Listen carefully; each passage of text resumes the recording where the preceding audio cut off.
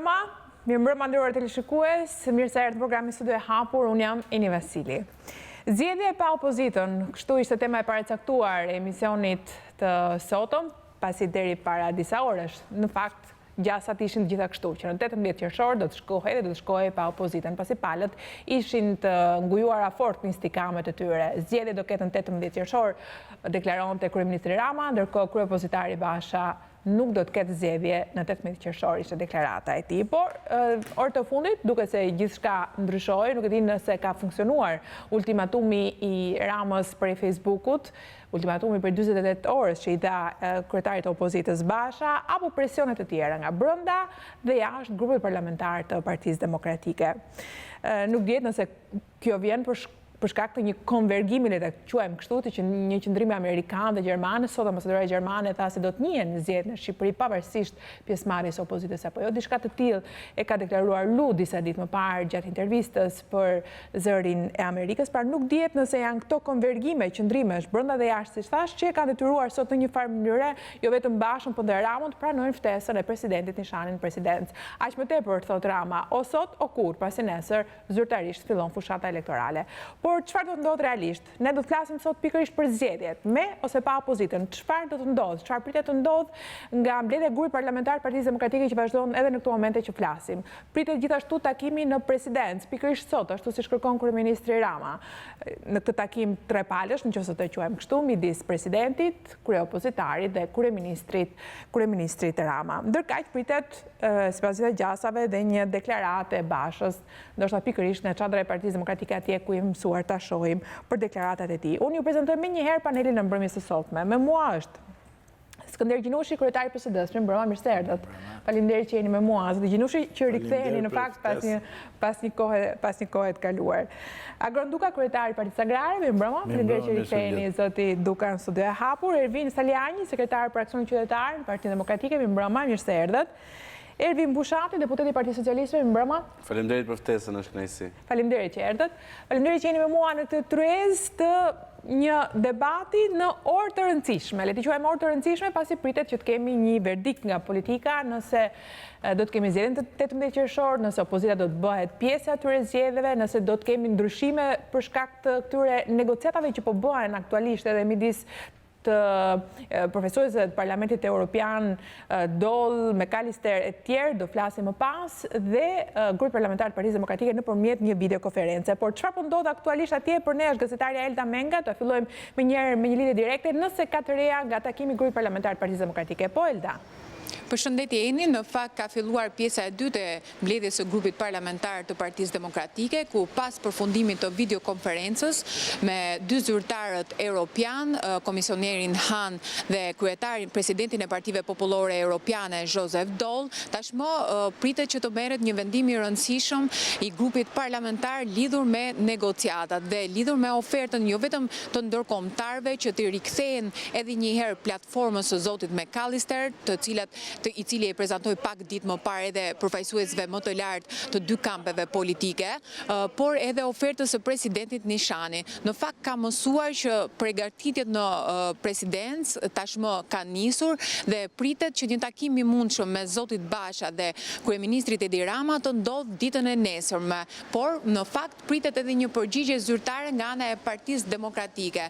Gjithçka është gati në presidencë, në fakt kanë filluar edhe lëvizjet dhe komunikimet të paktën jo vetëm me selin blu, por edhe selin roz, por pritet konfirmimi i Partisë Demokratike. Ka pasur Eni në fakt një zhvillime të rëndësishme sot, zoti Basha para ditën e sotme nuk e ka përdorur në fjalorin e tij fjalën qeveri teknike, duke i dhënë kështu edhe një optimizëm zgjidhjes së situatës politike, por nga ana tjetër ka pasur edhe një ultimatum nga ana e zotit Rama, i cili ka deklaruar që zgjidhja situatës duhet të jepet sonte, pra brenda natës së sotme.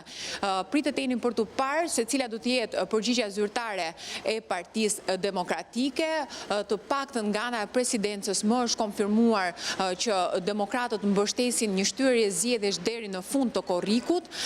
Gjithashtu ka pasur edhe një reflektim sa i takon propozimeve të zotit McAllister, pra nuk janë refuzuar paketa e paraqitur pak pak ditë më parë nga zoti McAllister. Nuk është refuzuar, do të thotë që po negociohet mbi këto propozime dhe qeveria teknike tashmë është një nocion, sipas informacioneve jo zyrtare që ti ke, sigurisht, është një nocion i tejkaluar?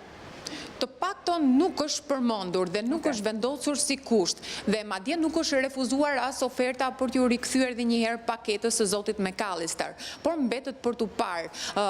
Nëse kujtojmë edhe propozimet e zotit McAllister, ka qenë paktën në tryezën e diskutuar ose në bisedimet që zoti Rama ka pasur me përfaqësuesit ndërkombëtar, ka lejuar dhe ka pranuar një shtyrje zgjedhjes deri në javën e parë dy javët e para të korrikut, gjithashtu ka pranuar që disa ministri të zhvendosën ose të vendosën ministra teknik, po ashtu i ka siguruar Partisë Demokratike edhe garanci të tjera në procesin zgjedhor, duke bërë dhe zhvendosje të drejtuesve të policisë së shtetit. Pra, po diskutohet mbi paketën McAllister me përfaqësuesit e PS dhe gjithashtu edhe përfaqësuesit grupin parlamentar të Partisë Demokratike të mbledhur edhe në këtë moment që ne flasim. Të lutem Elda, sapo të kemi të reja, qoftë edhe përfundimin e kësaj mbledhje, të kërkoj që të na kërkosh linjën edhe që të jemi së bashku për çdo tre. Faleminderit për këtë lidhje drejt për drejt nga selia e Partisë Demokratike.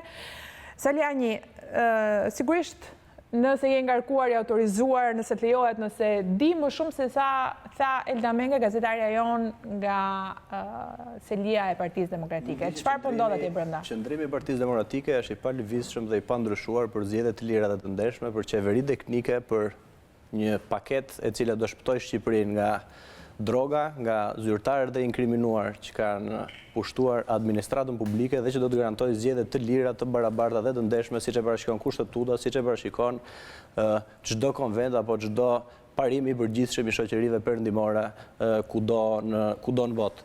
Qëndrimi i Partisë Demokratike është i palëvizshëm, e shikoni që nga ana e Partisë Socialiste apo nga ana e majorancës ka një pothuajse tallje edhe në qëndrimet e kryeministrit, ku që nga mënyra rrugaçërore me të cilën shkruan përgjigjen për presidentin, për takimin e sotëm apo të nesërm apo për një takim në presidencë, dhe po ashtu mbasi mbaron një takim elektoral si gjithmonë me tuta në Elbasan, thotë që takimi duhet ose sot ose kurrë. Nuk është çështja e Shqipërisë, që çështja e nxitimi apo nuk e di se çfarë pune tjetër më të rëndësishme ka kryeministri apo kryetari i një partie të madhe siç është Edi Rama, përveç se të qeverisë apo të zgjidhë situatën, një situatë për fat të keq të tensionuar dhe një krizë të thellë që ka përfshirë Shqipërinë. Fillon fushat elektorale. Nesër duhet kryeministri, nëse e dëgjuat edhe nga gazetarja pak më përpara, por në propozimet e javës parë, të martës parë, kur ishte McAllister dhe negociatorët e tjerë, ka propozuar shtyrjen e datës zgjedhjeve në datën 30 korrik apo në 17 korrik. Çka do të thotë që e ka shkelur ligjin apo ka pranuar ta shkel ligjin me propozimin që ka bërë. Kodi zgjedhor i Republikës së Shqipërisë ka pranuar marrëveshje në propozimet tuaja. Pikërisht.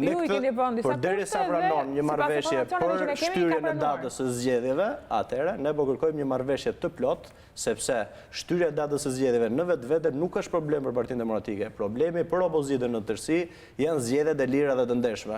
Nuk është e vërtetë, por duhet ta korrigjoj raportimin apo një situatë për paketën e propozimit bërën e parë dhe që idhet edhe sot, që 4 ministrat si propozime të opozitës nuk është lajm i vërtet. Edi Rama ka propozuar në takimin e parë dhe vazhdon i qëndron që 4 ministrat të zvendçohen ashtu siç zvendçoi ministrat e parë. Fjala vjen, ti iki Tahiri të vi Xhafa, ti iki Beqja të vi një Beqja tjetër.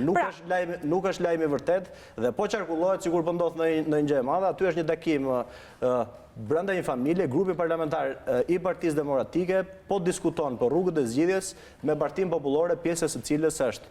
Nuk ka asnjë lajm do hyjë në zgjedhje, nuk do hyjë në zgjedhje, ka shqetësim dhe shqetësim kryesor i komisionerit për zgjerimin Han dhe i kryetarit të Partive Popullore ka qenë droga në nivele alarmante në Shqipëri, e cila po përmbyt dhe po përmbush gjithë Europën. Dakor, po kjo përballje me profesorët e PS deri tani mund të themi, sipas informacioneve që keti, nuk ka një ndryshim të kursit të Partisë Demokratike. Nuk shikoj që është një përballje, është një diskutim për gjetur rrugë zgjidhje për të dalë Shqipëria nga zgjedhja. Nuk besoj se Partia Demokratike do të kërkojë, sepse nuk është kauzë e Partisë Demokratike. Në fakt është kauzë e gjithë qytetarëve shqiptar dhe Partia Demokratike kurse si dhe drejtuesit e Partisë Demokratike nuk mundet të bojkotojnë popullin dhe të zënë karriget e tyre në parlament për çfarë?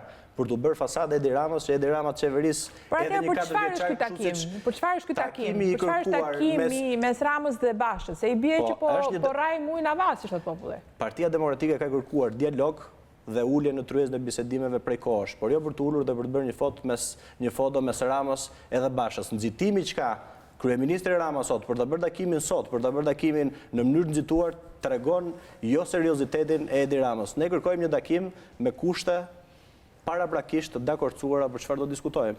Nuk është se është në një çështje një rëndësie të madhe që të bëjë një foto Edi Rama dhe Lulzim Basha. Besoj që asnjë qytetari shqiptar jemi në piknisje në kohën e negociatave mes teknikëve Bilit Bashit dhe Balla. Nuk ka ndryshuar asgjë.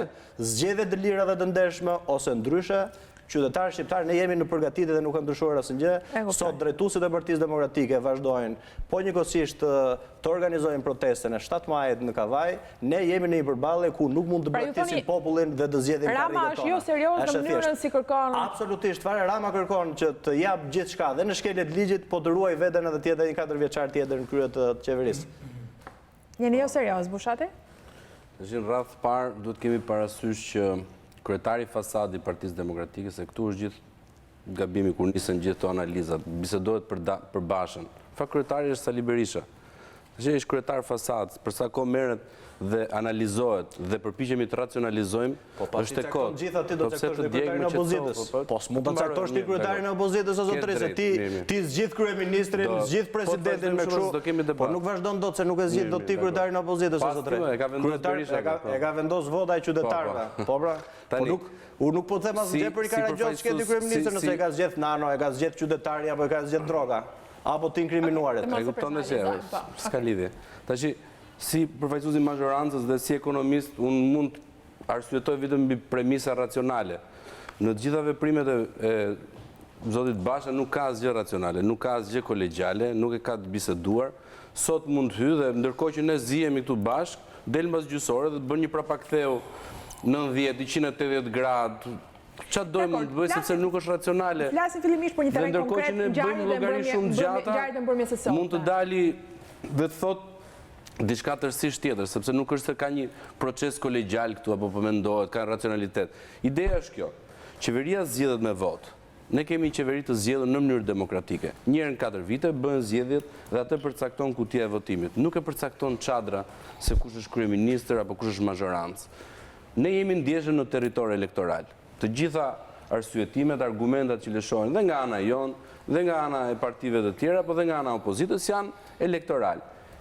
Dhe ato që thot zoti Basha, sa herë mblidhet një herë në ditë, 2 herë në ditë, nuk e di si e ka te ritualin e provave të korit, mblidhet aty në çadër edhe flet me argumenta elektorale, herë për studentët, herë për bizneset. Puna është që ka një frikë për të futur në një akuzë drejt për drejt për takimet e sot. Flasim për takimet e sot. Për takimin, po. Ne kemi qenë të hapur për çdo takim. Kemi qenë të hapur. Patjetër sot. Ka një farë drejtë kur thotë që ky është një gjë e rëndësishme, ndërkohë që ne kemi kaq kohë, studiojmë situatën. Ndërkohë që kemi kaq kohë që themi po të njëjtën gjë, i qëndrojmë po të njëjtave parime, po të njëjtës logjik, kemi një kryeministër në detyrë, një kryetar partie që ka shumë punë. Ndërkohë që zoti Basha s'ka si punë. Dhe kur i themi je gati thot po nesër. Po çfarë do bënte sot me nesër? Po njëta situatash. Domethënë ka pasur, nuk e di sa ditë vajten, 69 dita.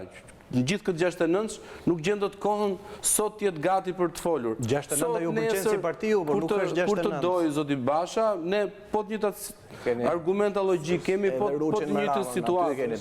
Kemi dhe me njëri tjetrin. Nuk paragjykojmë asgjë gjë dhe këtë kemi thënë. Hajde ulun tavolinë.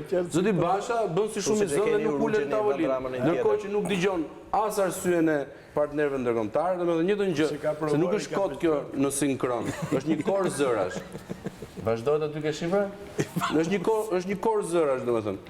Shtetet e Bashkuara të Amerikës, Bashkimi Evropian, Gjermania, çdo zë racional, i logjikshëm, demokratik sot në botë, po i thot opozitës që t'ulet negociojnë. Ata as nuk ulet negociojnë. Dhe ndërkohë, zoti Basha nuk ka burrërinë që të pranojë që këtë pjesën e parë ndeshjes mund të rritet vetëm me shumë gola, po mund të fitojë pjesën e dytë. Po e di që kam për ta heq nga pjesa e parë sa të mbaroj pjesa e parë. ka i tjetër kapiten ekipi. Kjo është e gjitha. Po tash të janë punë të brendshme të Partisë Demokratike. Se bëjmë llogari kot. Të janë çështje të brendshme të Partisë Demokratike. Që nga dje deri sot është po e njëjta situatë. Çohen disa zëra thonë nuk na ka pyetur, s'na ka mbledhur grupin parlamentar. Këto janë zhvillime të brendshme të Partisë Demokratike. Nuk po flasim për to, mund të listim, mund urdhra. Nëse ke një replikë të shkurtër se i kam dhënë fjalën Dukës. Jo, po flet si analist apo si deputet i majorancës, se ky kryetari kolegjial i këtyre nuk po thot asnjë gjë, deputet dhe përfaqësuesi vet se çfarë qëndrimi do të mbajë Edi Rama sot apo nesër, se nuk është se kanë një punë të madhe, se as nuk ndrohet edhe ta marrim me seriozitet punën që ka me tuta del andej këthe nëpër Shqipëri. Ka një problem në këtë situatë që Shqipëria apo Edi Rama nuk mund të qeveriset nga një qeveri që del pa opozitën dhe pa zgjedhje. Dhe zgjedhje pa opozitën nuk ka, dhe këta e din shumë mirë. Dhe nëse nuk e din, do ta shohim në 7 maj që zgjedhje pa opozitë nuk mund të ketë. Problemi është, a ka një problem këtu në Shqipëri për zgjedhjet? Do njohim gjithashtu. Këta janë kundër zgjedhjeve, këta janë futeni, ndryshe nuk e kuptojmë. Ka një situatë që është në avans. Po, zoti Duka, të kërkoj ndjesë, zoti Duka. Po, unë mendoj që ultimatumet si nga njëra parë dhe nga pala tjetër nuk i bëjmë mirë kurkujt. Kjo e Ramës, kjo i herë nuk ka si lloj sensi, mendoj unë, që thotë unë nesër filloj fushatën, ndërkohë që tenton që të negociojë, që të arrijë një konsensus. Ndërkohë që para disa ditëve ra dakord, apo jo, ofertoi nëpërmjet negociatorëve opozitës që mund shtyhet zgjedhje deri në një datë caktuar korrekt, nuk e di 16 korrekt. Kurse sot e ka ultimative. I bie sikur ju adhash i herë të shkruajmë me këtë punë. Negociatat do të thotë që të lëshojë një palë, për të lëshojë dhe palë tjetër që të arrihet në konsensus. Gjykoj që të dy palët nuk duhet të jenë kaq qëndrestar në mendimet e tyre, por duhet të lëshojnë. Ndoshta ka koha që të mendoj edhe Basha që mund të pranoj edhe ofertat që bën për disa ministra, mund të negociojë me to, të negociojë edhe për datën e zgjedhjeve, do ishte mirë që të rikonfigurohen koalicionet dhe të hyjet zgjedhje. Se fundit një situatë e tillë me ngrësh politik të tillë, nuk e kam për veten time as për partinë që më përfaqësoj, nuk ishe bërë kërkujt, aq më pak këtyre dy krerëve, se me thonë drejtën, unë ju thash edhe privatisht juve, nuk kemi as unë, as Gjinushi, as ky deputeti, as ky i aksionit qytetar që do marrë përgjegjësi nesër, po do jetë lut Basha me Edi Ramën, nëse nesër agravohet situata edhe mund krijohen incidente me pasoja pakëndshme për qytetarët shqiptarë, se në fundit kujdo simpatizant i krahut politik tjetër, kjo s'ka rëndësi, e rëndësishme është qytetar shqiptar. Kur nuk jam me mendimin që e ka si thu përgjegjësinë për në një ngjarje të pakëndshme opozita, unë gjykoj që e kanë 50-50, e ka edhe ky që është aty, kështu që të mos luajmë me kështu ultimatumesh, sepse nuk është duke e bë këtë lloj negociate për hir të Bashës, as për hir të PD-s, as për hir të opozitës, po e bën për hir të kombit shqiptar.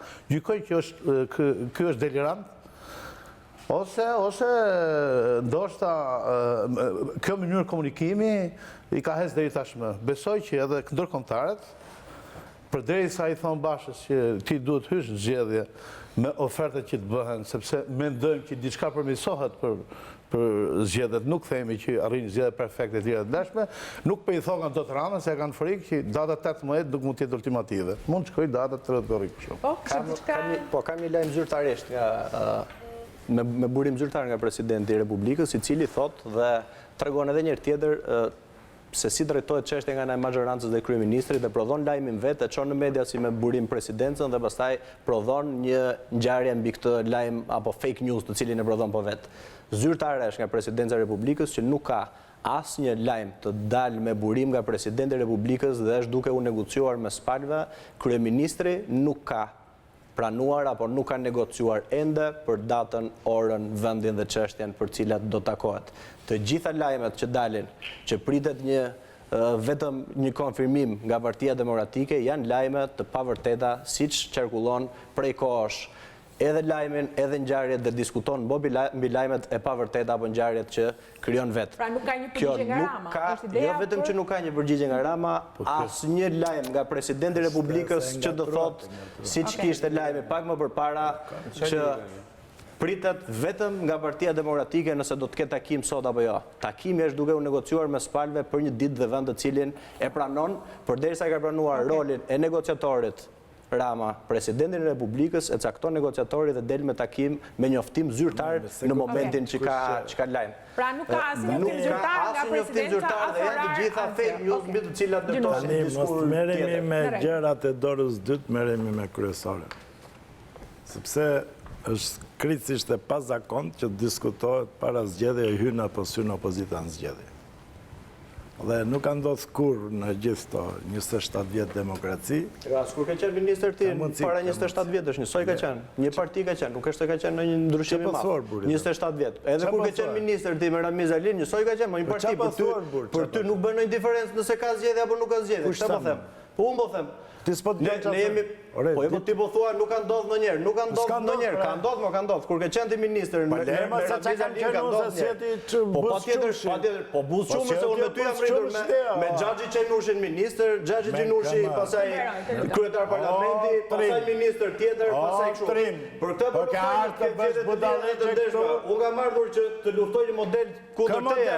Ja që ka 27 vjet që pa u votuar, pa marrë asgjë votë del këtu gjithkohon. Këta po them. Çfarë këtë model po luftoj qytetarët shqiptarë. Kupton apo jo? Të mbaroj, të lutem. Po ti që ke budallë. Po nuk ka nisur të flas akoma. Ja pra për ty do votoj kundër ne. Për ty. E kupton apo jo? Ja pra për këtë model. Dëgjoj të lutem, Salianjin. Për një njerëz që sheh partinë dhe ble partinë si ty. Ja po partinë tënde. Ai ti je idiot. Po je ti plotësisht. Se nuk ma lejon të drejtohem me plotësisht. Edhe ne luftoj për ty. Salianjin, të lutem. Salianjin, të lutem. Ju lutem si ty janë njerëzit aty. Çfarë është ky diskutim? Ju lutem. Ju lutem. Ka fytyrë që ç'ke vëdamën se model për një model të ri do ndërtojmë. Një model që të përballet me ty. Duka, ju lutem Duka. Është demokracia. Po patjetër. Ti je një këllë. Pa diskutim fare. Jeni ca klire. Po ti je një palar që vjen edhe del këtu. E kupton? Një njeri pa votuar. Ju lutem, Salianjin, ju lutem. Ti do të tregosh më vonë. Po pa diskutim që do ta tregoj ty. Lulkën e kupton, me cilën lult po. Pa lulën ka mua kështu si gangsterë, unë ta kthej edhe në mënyrë tjetër. Po thoj se ty. Pa diskutim, gjithmonë. Ky debat është pa diskutim, Salianjin, ju lutem. Salianjin, ju lutem.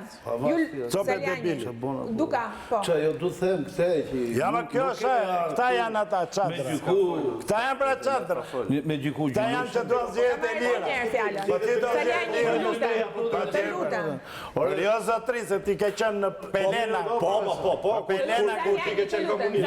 Po komuniste. Ka qenë komunist kanë gjë të keqe. Ka gjë të keqe. Po sa liberisht, nuk ka gjë të keqe. Çfarë të keqe ka? Jo. Të lutem, Duka më pas. Ti s'ke qenë mbaroj fjalën që nuk e mori kur. Një minutë. Kush? Një gjë që Kush shumë? O kërkoj Saliu tën. Ti ke qenë. Kërkoj Berishës tën. Po, profesor, them një fjalë, lutem. Ti. Edhe pasaj degradoj si puna jote. Po. E si që po ju tallë dhe juve. Ju ka fut çadra aty rini si budallënj. Po le po jep me argument tani mos na jep tani. Argument qendrime me këta argument aty. Ku ti dëgjosh argument? Ku ti dëgjosh argument? Ju lutem. Po ti çfarë do që ty më idiot? Unë them 27 vjet s'ka ndodhur, ti thu ti kërcen. Shiko. Salianjin, të lutem. Këtë që Mbaj qëndrim drejt. Mbaj qëndrim drejt. Me mua mbaj qëndrim drejt. Salianjin, të lutem. Mbaj qëndrim drejt.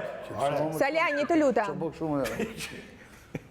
Dhe gjë them dy Duka fjalë. Profesor Gjinushi është një nga aktorët e pluralizmit shqiptar. Unë kam respekt për një minutë lutem. Duka.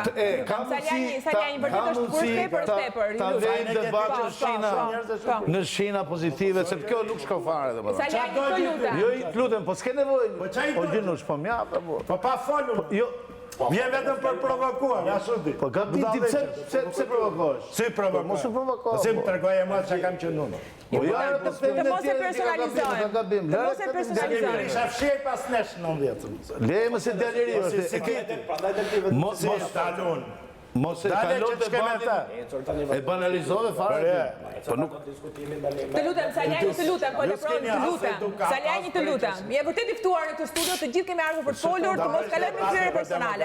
Nuk është fare qëllimi i studios hapur këtu. Kjo, ti duhet i barosh debatet e vëlla, edhe njerëzit janë kundër te ideologjikisht ç'është. Pa të atë roli ka ka këtu, nuk s'ke pse i drejtohesh. Se janë ata që çajin goma. Është një aktor kryesor pluralizmi, ç'po. Ju lutem, Duka. Të lutem, Salianjin, të lutem ndryshe do mbyll mikrofonin, ju lutem. Po nuk është normal kjo sjellje, kaq kisha unë. Hajde ta kalojmë në një debat konstruktiv, kjo është normal. Ne s'kemi ardhur këtu më mor as me Gjinushin, as me Ramën, as me Bashën. Çu kompleksohemi, ne jemi vetë. Okej, dakor. Atëherë do të vazhdojmë me Gjinushin për të na fjalën për të thënë ato që nuk i tha dot. Vetëm një informacion, deklaratë e Bashës. Deklaratë e Bashës që vjen nga grupi. Bëj biografi. Djali i ri ska. Po nuk kemi fare këtë positë. Qase një, as e di na bie, as do ta di.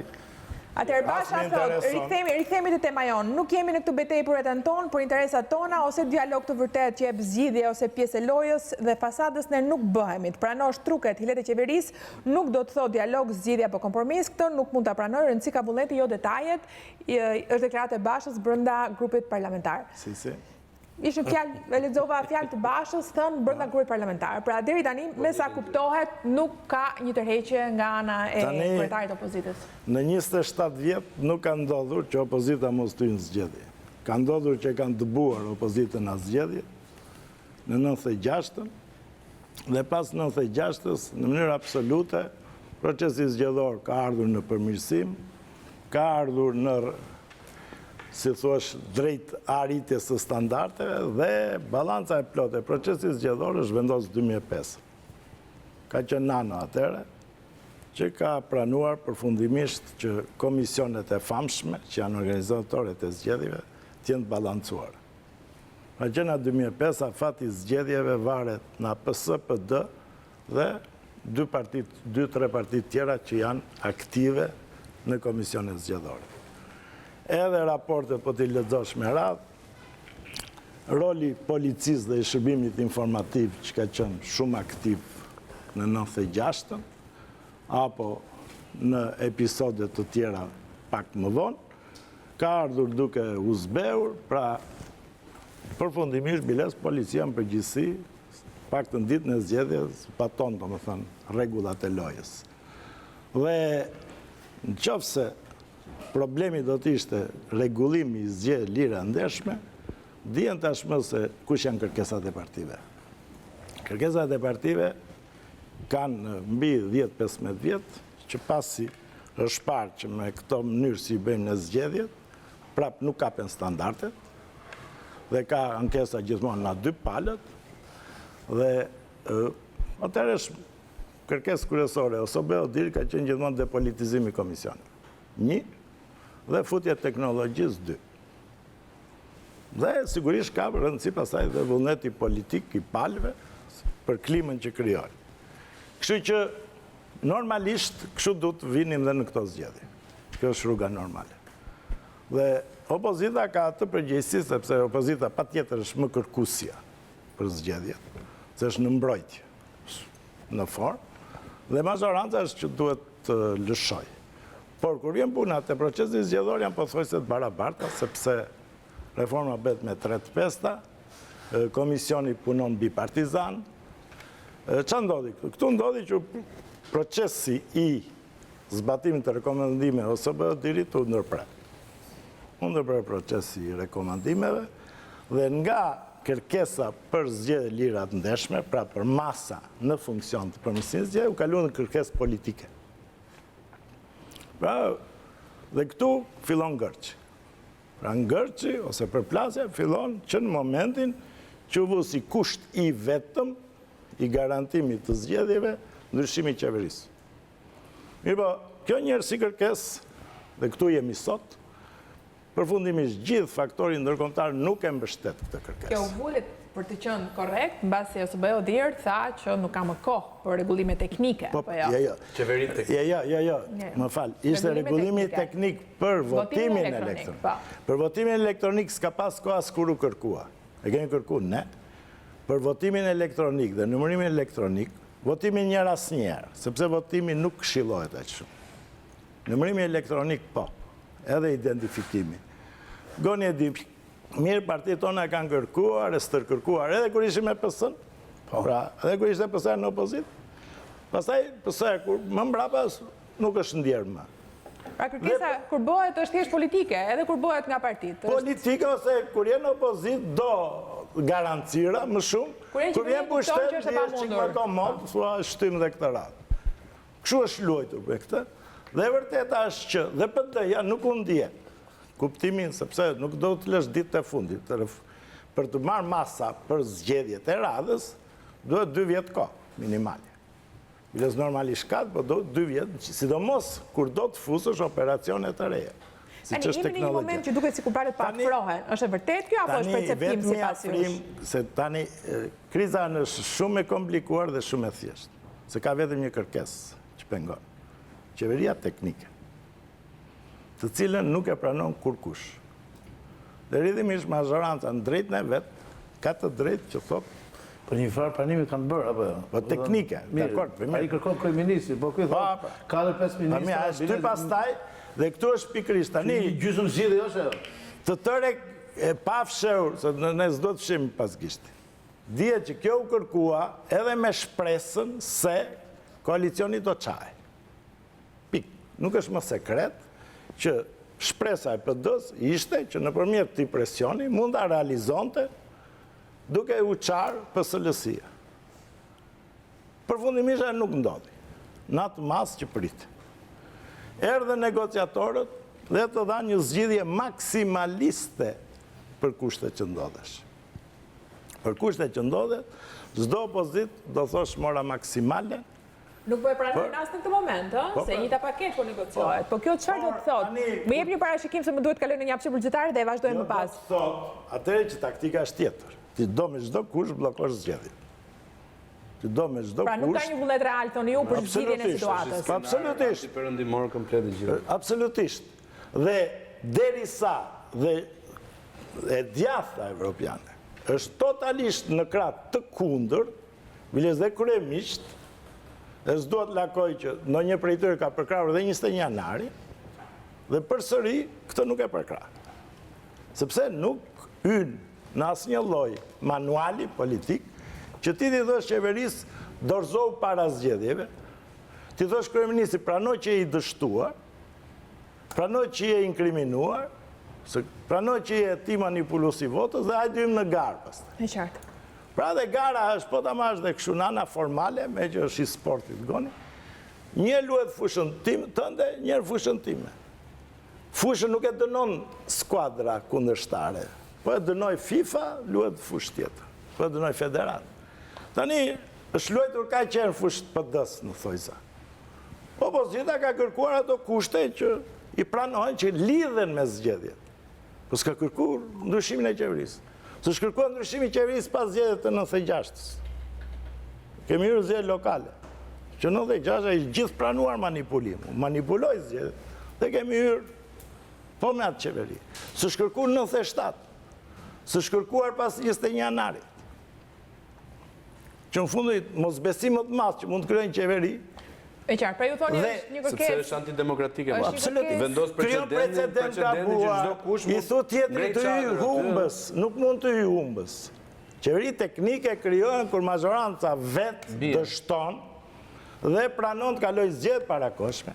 Dhe nuk ka opozit që kërkon, domethënë sebepe për të. Opozita kërkesën maksimale e ka kur qeveria ka bërë kanabis, është falimentuar, dështuar, janë zgjedhje parakoshme. E qartë. Kurse tyre u vinë zgjedhjet dhe kërkojnë t'i shtyjnë, t'i pengojnë. Atëherë, sebepi është qëllimi është tjetër. Kalojmë në hapësirë publicitare, ndërkohë që vazhdon ende mbledhja e grupit parlamentar të Partisë Demokratike nderuar televizionist, sipas Salianjit nuk ka asnjë njoftim nga presidenca për një takim të mundshëm, orar, vend, ditë e tjerë. Takimi, siç thash, i grupit parlamentar vazhdon, do të kemi lidhje tjetër të drejt për drejt me gazetarin tonë dhe do të vazhdojmë debatin në studio. Çfarë është dita e sotme? Është paralajmërimi i një takimi të mundshëm dhe një zgjidhje të krizës apo është thjesht një nga kapitujt e shumtë të kësaj krize? Kalojmë në hapësirën publicitare.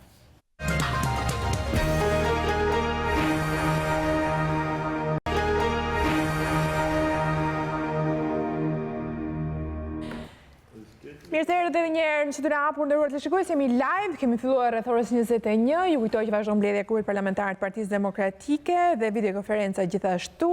Sipas informacioneve, deputeti Patozi gjatë mbledhjes thotë, të gjithë duhet luftojmë fort për të arritur maksimumin e kauzës sonë dhe mund të them se nuk trajtojmë askënd në rast se pranojmë edhe një paketë serioze të ofruar me ndërmjetësimin e ndërkombëtarëve.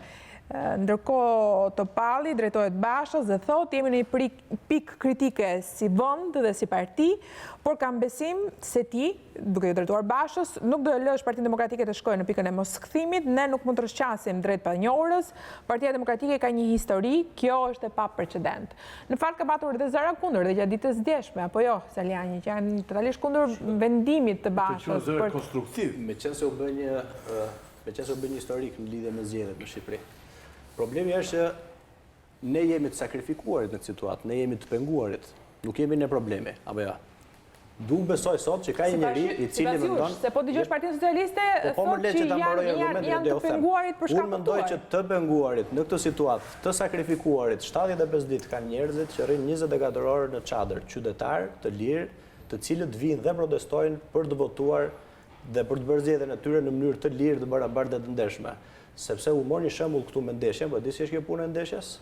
Nëse dy ekipe hyn në lojë, njëri për ekipeve që ka edhe fushën, ka dhe arbitrin, po të pret edhe me ca të fortë që nëse i bën gol ti do të rrajë aty për jashtë. Kjo është situata në cilën ndodhet sot Shqipëria. Historikisht, në çdo rast, opozitat në Shqipëri kur kanë bërë propozime për reformën zgjedhore, kur kanë bërë propozime për ndryshime në kodin zgjedhor, për fshirje dhe ndryshime dhe fundit në kodin zgjedhor në 2008, që u shoqëruan edhe me ndryshim të kushtetutës, janë pranuar dhe janë marrë ashtu siç kanë ardhur. Kompromisi politik i 2008-s mes Ramës dhe Berishës ishte pas propozimit të Ramës për këtë sistem zgjedhor që jemi sot, që i ka shmangur në një nivel caktuar vendimarrjen e qytetarëve duke i dhënë pushtet më të plot kryetarëve të partive. Situata sot në Shqipëri nuk është se kemi ardhur në përmirësim të cilësisë së zgjedhjeve. Raporti OSBE-Odirit i 2015-s në pjesën më të madhe të vetë. Ja sepse. Kjo është pyetja me sa kuptoj largimin e kryeministrit, sepse në prill të vitit 2016 kemi bërë propozim në komisionin e posaçëm të reformës zgjedhore dhe nuk është marrë parasysh asnjë propozim për ndryshimin e kodit zgjedhor. Kërkojmë, sepse ju e merrni mend dhe flasim politikisht, sepse këto detaje teknike gjithë i dimë dhe nuk teleshikuesit e humbin pastaj fillin. Tani problemi ku duhet ta kanalizojë është kjo. Po flisnim për zërat kundër. Ka zëra brenda Partisë Demokratike, disa deputet pjesë të grupit parlamentar dje, siç e lexova edhe sot, Topalli, Patozi, që thonë që kjo është një gjë e paprecedent. Cila? Fakti që opozita po parlemron se nuk do të marrë pjesë në zgjedhje. Po pa diskutim se një situatë pa precedent jemi.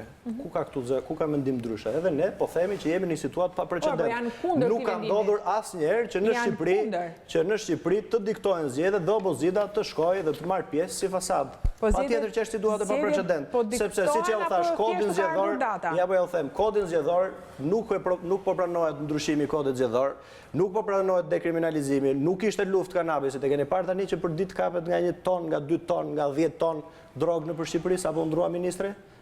Çfarë legjitimon kjo? A legjitimon? Jo, nuk ka bërë një javë përpara. Absolutisht. Thjesht ka ardhur një ministër i ri, kanë ardhur drejtues, jo, kanë ardhur drejtues të rinj të policisë shtetit, çka do thotë që po vendos drejtues komisarët politik në qarqe, po i vendos drejtor policie për të bërë ndryshimin e strukturave si një luftë bandash. A e mbani mend se ka pasur zëra kundër dhe për bojkotin e parë, në mos gaboj, mendim ndryshe po e them, jo zëra kundër, edhe në Partinë Demokratike, edhe në opinionin publik që bojkoti i opozitës, kur u godit njëri për deputetëve të saj për çështjen e dekriminalizimit, ishte i gabuar apo jo? A e mbani mend që mbas atij bojkoti, mbas ndërkombëtarët e dënuan bojkotin? Ja ta mbaroj se i kemi, ta mbaroj këtë dhe i kemi, po. Mbas bojkotit për dekriminalizimin, mbasi u godit një për deputetëve të opozitës, u arrit të imponohet ligji i dekriminalizimit, apo jo, i cili sot kanë nxjerrë më shumë se 20 funksionarë të lartë, deputet dhe kryetar bashkie dhe po nxjerrë edhe të tjerë nga administrata publike. Një fitore edhe me mendimin kundër, edhe me ndërkombëtarët të cilët mendonin ndryshe, apo jo. Kështu ishte fillimi, fundi solli diçka tjetër. E njëjta situatë ishte për reformën drejtësi. U tha që prokurori do jetë varësit, do i ndërpritet mandati, u tha që byroja kombëtare e timit do jetë varësit kryeministrit, u tha që do jetë varësit ministrit të brendshëm. Partia Demokratike dhe opozita qëndroi dhe fitoi betejat e veta. Jemi po ashtu në njëjtën situatë. Unë nuk besoj se ka sot një njeri që nuk është me kauzën e zgjedhjeve të lira dhe të ndershme. Për mënyrën se si arrim aty, jo nuk jemi në fushat, po jemi në situatën, ne nuk mund ta kanalizojmë për tyrin në opozit për të marrë me opozitën apo jo? Do më lejosh se më kërkon Gjinushi 1 minutë fjalën dhe me një më pas? Kjo është tani punë PD-s. S'ka pyetje për ne. Jo, ka pyetje për ju, ka mund. Jo, deri tash jo. Tani arbitër për zgjedhjet e SOSB-o diri. 1 është dhe BE-ja 2. Pra, standardet zgjedhore janë kërkesa numër 1 e Bashkimit Evropian. Është një në arsyet edhe që ne kemi qenë më të vonuarit për marrjen e statusit, dhe sigurisht pas zgjedhjeve lira ndeshme nuk t'jep njeri, domethënë nuk hapen negociatat. Dhe këto institucione absolutisht kanë informacionin po aq të madh, biles edhe më të madh se sa ne për situatën, dhe nëse kushtet sot janë më të mira apo më të këqija se në 2015-ën, 13-ën me radhë. Dhe që gjithë duke u nisur nga kushtet, thonë që janë kushtet për të bërë zgjedhje. Me dhe atë thonë, qa kini dhe ndonjë garanci plus që doni, hajde kërkojni, dhe ne jemi ndërmjet, si që kërkojnë dhe deri sot. Tani kokëforcia apo insistimi që prapë sy në zgjedhje, atëre do thotë që ti se ke për qëllim hyrje në zgjedhje, sepse edhe këto që do të korrigjosh gjoja, pra qoftë reformë drejtësi, qoftë dekriminalizime, apo luft në i kanal, merë pushteti, pra dhe bëhe ti, të pastrim, me gjitha të është një përgjësi po aq e madhe dhe mazhorancave, apo jo, që të organizojnë zgjedhje, ku edhe Partia Demokratike dhe opozitat janë përfshira, sepse do t'ishte kryeministri parë i cili organizon një parë zgjedhje pa opozitën. Sepse abuzojt shumë që 2015 janë zgjedhje më të këqija se 13. Së është e vërtet. Raportet janë aty, dhe po them vetëm shifrat. Partia Demokratike në 2013-ën, 15-ën ka marrë të njëjtat vota si në 2013, për kandidatët për kryetar bashkie, që është votë politike. Ka një firo vetëm prej 10-15.000 votash, nërsa PS-ja kanë 130.000 vota më pak.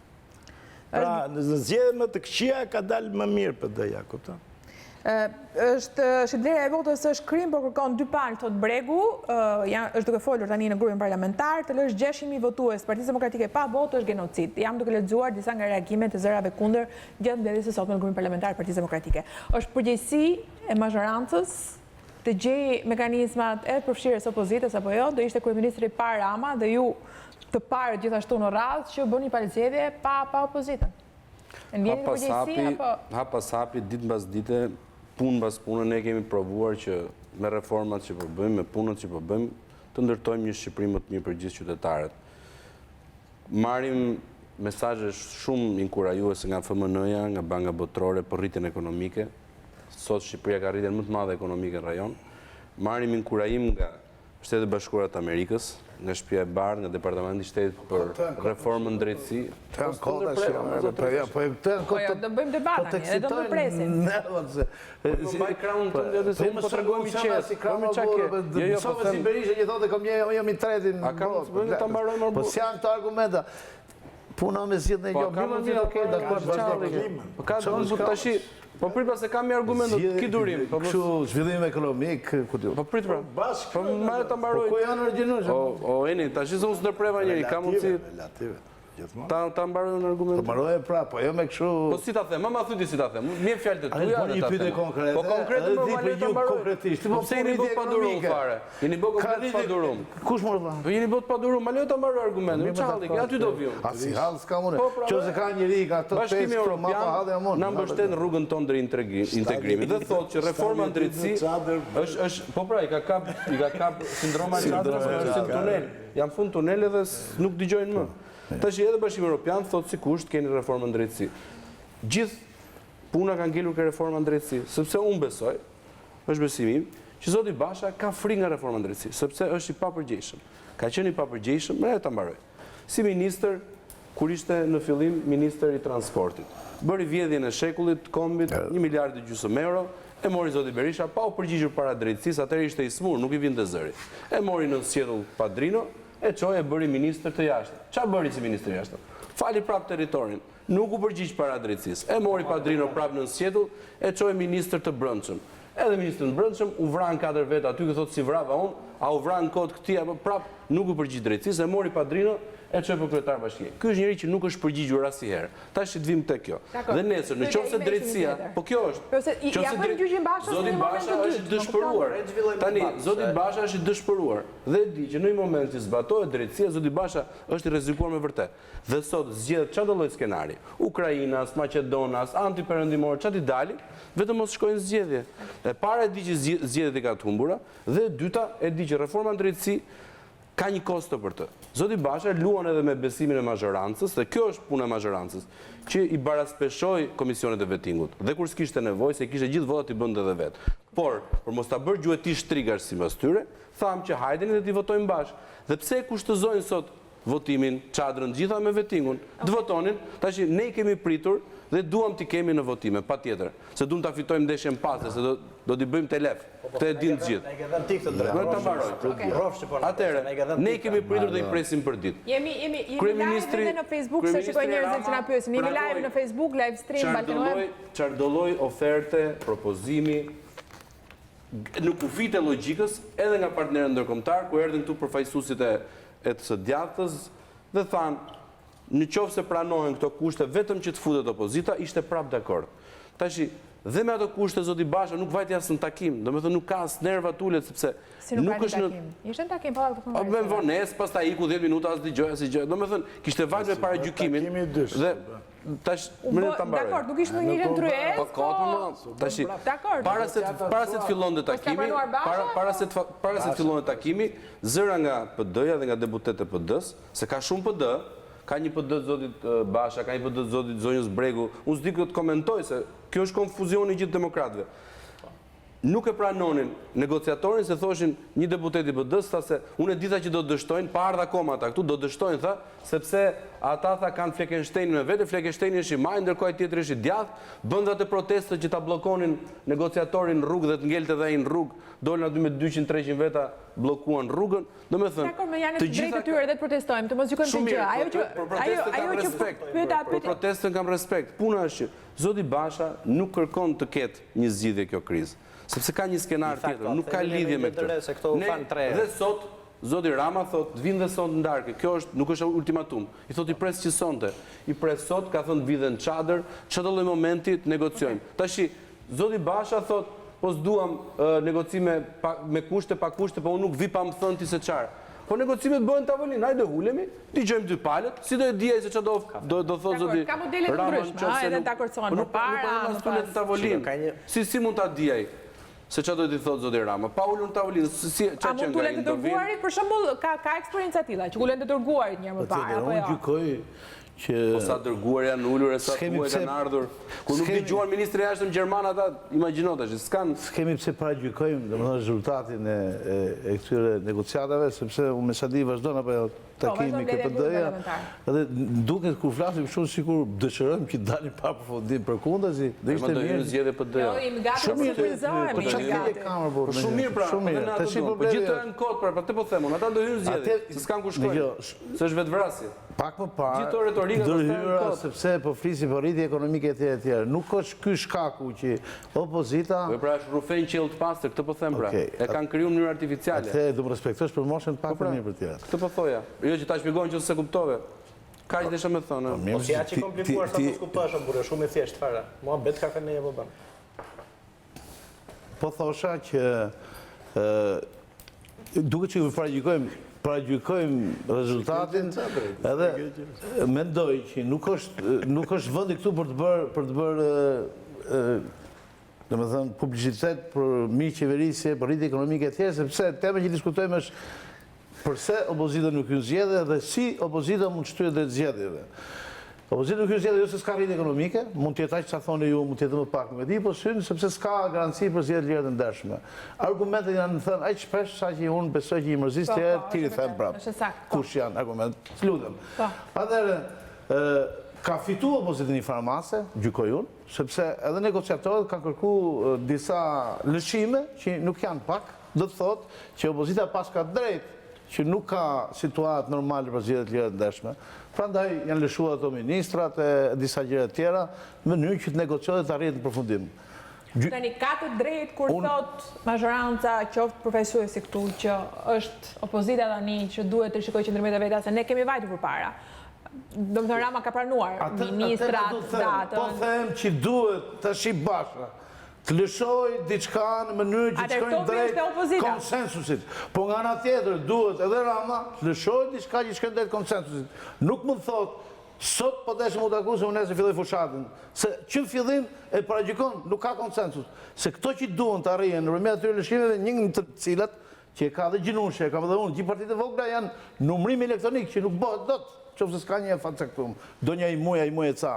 Kështu që ne hymë që fillim të paragjyku mirë PS-ja, mirë PD, mirë LSI-ja, ne s'kemi as komisioner, as numërus, na rritet pragu, na shkojnë për qitë një deputet, na shkojnë 10.000 votë në një qark. Kështu që ne jemi copë, ku do jemi ne? Prandaj, në mënyrë që të ketë gjithë përfshirje, të PD-s, të partive të vogla, nosha të rikonfigurohen edhe koalicionit, do ishte mirë minimalisht të shtyhet afati, apo e Gjinushi? Prandaj po them që të dy palët, Rama parimisht ka pranuar. Sipas me duhet lëshojnë të dy palët në mënyrë që të arrihet më mirë e mundshme. S'mund themi perfekte. Tani e vërteta është që Rama nuk ka vënë ultimatum. Shumë do të murë, nëse e perceptoj unë gabim.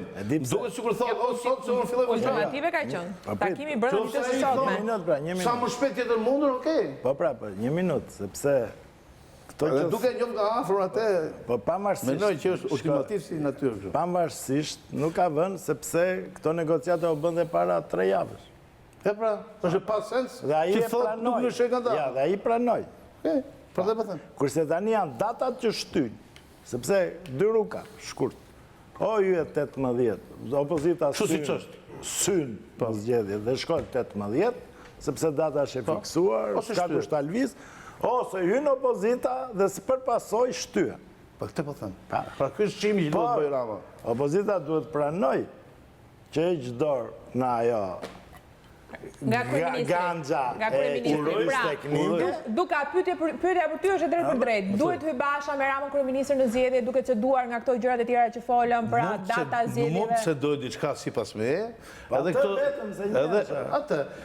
këto zërat që ju i quni kundërshtar, unë do i thoja zërë konstruktiv, sepse janë njerëz me eksperiencë politike në radhë parë, pastaj me kontributin Partinë Demokratike, nuk mund të lesohen, përderisa ata bile me sa pash këtu zonjë Topalli ka thënë që kam shumë besim që Basha do gjejë rrugën e zgjidhjes.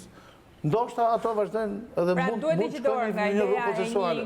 Sipas me po, në këto momente është vija kuqe, domethënë, është natyrisht ne jemi të djeg sepse nuk kemi më as kohë reale fizike për mu regjistruar për zgjedhjet. Hyrja opozitas... Po unë kam përshtypjen që edhe partitë e vogla që janë, domethënë, aleat të Ramës janë të djeg sepse ngrehet shumë pragu elektoral dhe nuk kanë asnjë lloj mundësie të rrymë votat e veta.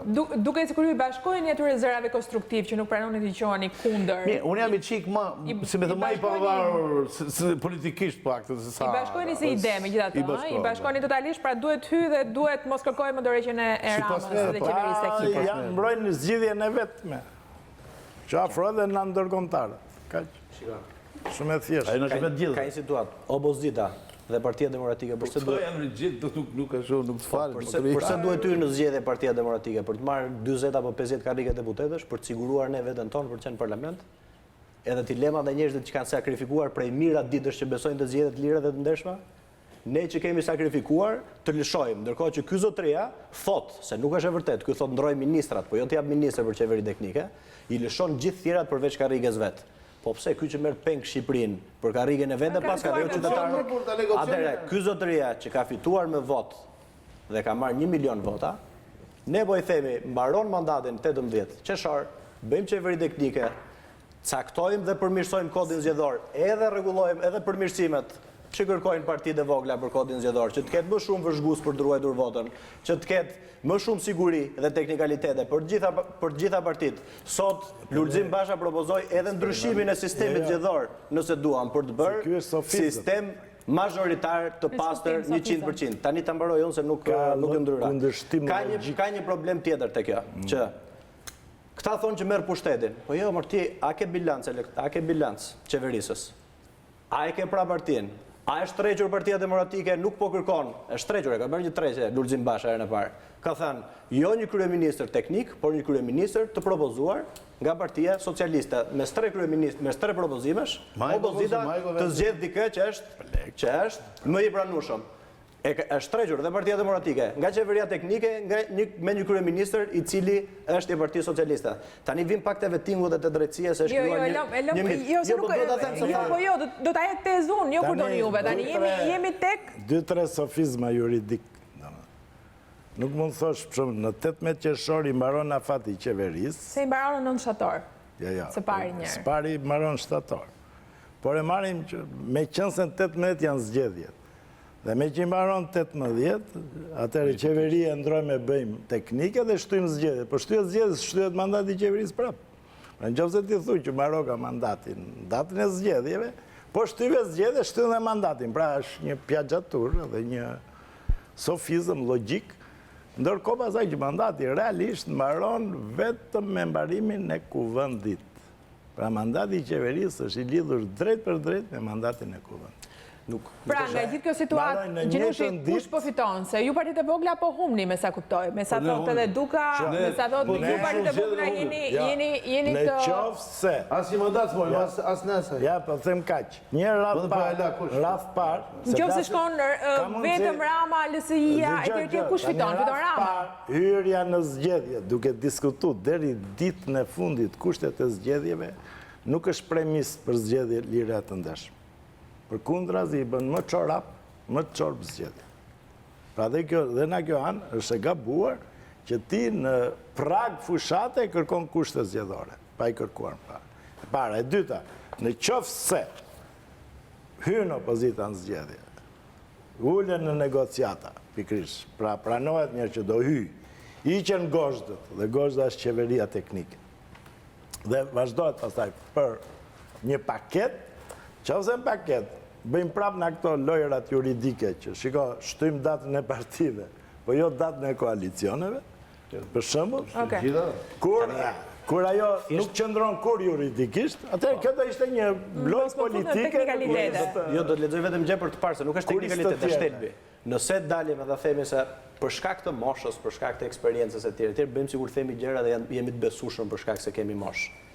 Nuk është çështja ligjit këtu. Çështja është që kalohet me marrëveshje, se për ligj e ka shkelur dhe kryeministri, e ka shkelur, ja po jo themon, me marrëveshje politike e cila ndryshon dhe kushtetutën dhe ligjin po të duash. Kodi zgjedhor i Republikës Shqipërisë parashikon vetëm një citim po ju bëj, meqense ka bërë një propozim kryeministri për shtyrjen korrik, që zgjedhjet e përgjithshme për kuvendin apo për njësitë e qeverisjes vendore zhvillohen njerësh në të gjithë territorin brenda periudhës që shtrihet nga 15 marsi deri në 30 qershor. Po, dhe çfarë kontribon kjo debatit tonë?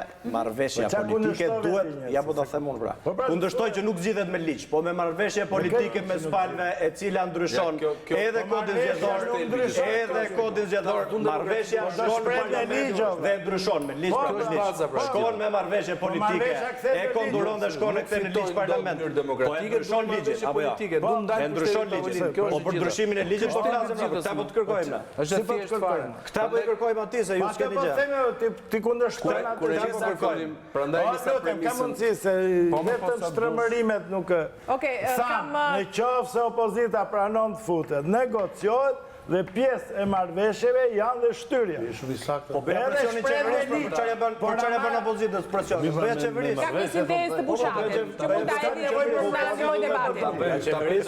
Kam një sintezë të Bushatit që mund ta ndihmoj debatin. Po flitet për presion. Do themi ato lajmet e vjetra, tha, po në fund do fusim i gënjeshtër të vogël. Më thënë, e gjitha kjo është e bazuar te premisa që demokracia zgjidhet në kutinë e votimit, Partia Demokratike e diqim në mënyrë demokratike me vot nuk merr pushtet dhe do ta kalojmë me marrëveshje politike. Zoti Berisha, kryetari vërtet i Partisë Demokratike, e di shumë mirë këtë punë që Partia Demokratike po të futet në zgjedhje sot nuk fiton dhe çfarë do të bëjë? Do të gjejë një mënyrë që pushtetit ndahet në mënyrë politike me një marrëveshje politike në tavolinë. Domethënë, gjithë koncepti i qeverisë teknike, s'është teknike, është qeveri politike, se nuk është se ra mazhoranca dhe as gjemca teknik. Këta thonë gjemca politikan, bëjmë qeveri tavoline politike, sepse ne e dim që në zgjedhje nuk fitojmë dot.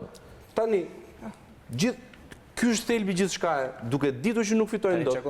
Dhe vazhdojnë edhe shtyna fate, se nuk parrin dot që t'i mbushin mendjen. Pra, Bushati thot, marrëveshje politike dhe jo respektim i kjo është e gjitha. Ligjit, jo respektim i demokracisë. Se shikoj, ja ta çojmë deri në fund.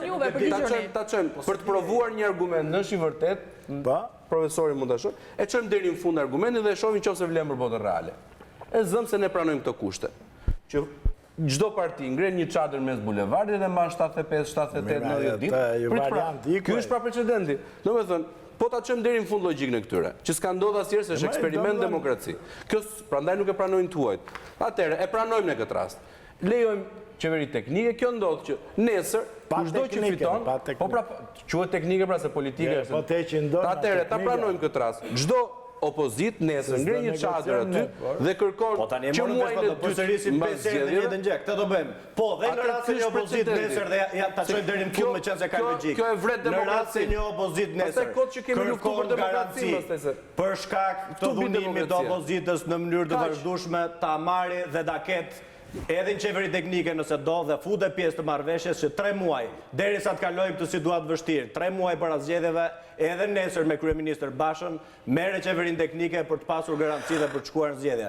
Ku është problemi këtu se po i lejmë karriget Lulzim Basha apo Edi Rama? Çfarë problemi ka këtu? Edhe po ta çosh logjikën në fund. Ja po ta them umbra, 3 muaj para zgjedhjeve. Po s'është teknike, është politike. Dhe vendosa që të kalosh qeveri teknike. Zgjidhje ekstra demokratike. Ku është problemi këtu? Pse është zgjidhje plotësisht demokratike, sepse në themel të zgjedhjeve dhe kushtetuta marrëveshjesh, se je ekonomist, jurist. Marrëveshja kushtetuta marrëveshje dhe ngren 140 deputet aty, pro ose kundër. Marrëveshje të zëvendësojnë demokracinë me marrëveshje politike. Kaq dhe nga nesër ne vazhdojmë marrëveshje politike. Dy partitë e mëdha merren vesh në tavolinë, ka nevojë për zgjedhje.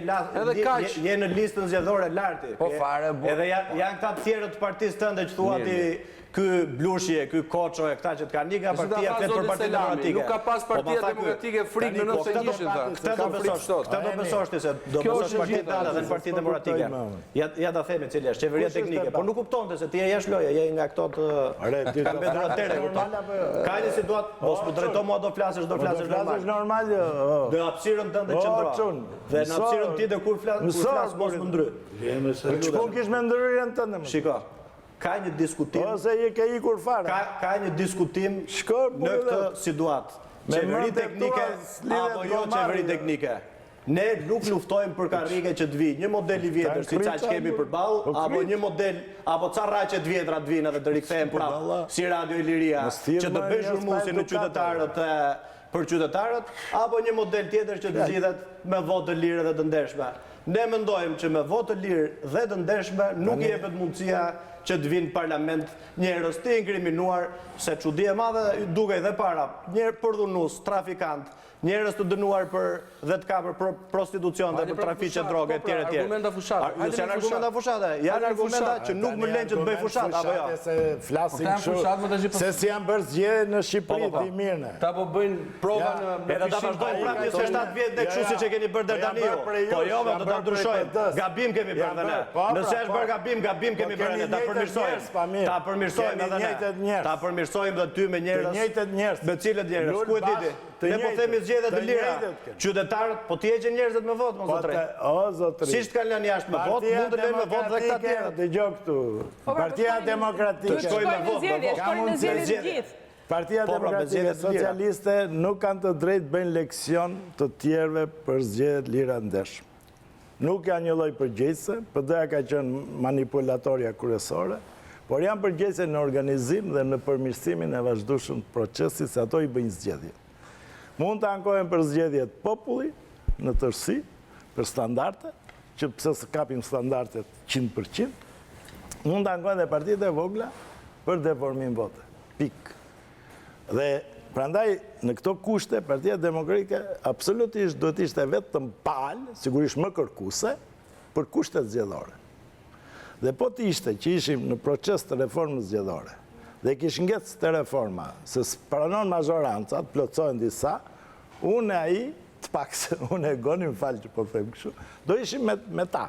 Kuptimin do kërkonim që të plotësojnë një me një rekomandimet e OSBE-dit apo disa masa teknike. Këtu jemi dhe një kërkesë politike. Kush është pazari? Ja ky më jep këtë të jap atë që të bëj. Unë them kushtet zgjedhore ti do pazar. Hajde këtë kam thënë vetëm fjalë. Kushtet zgjedhore janë këto që të garantojnë ty shtin parlament. Po nuk është kushti i këtij.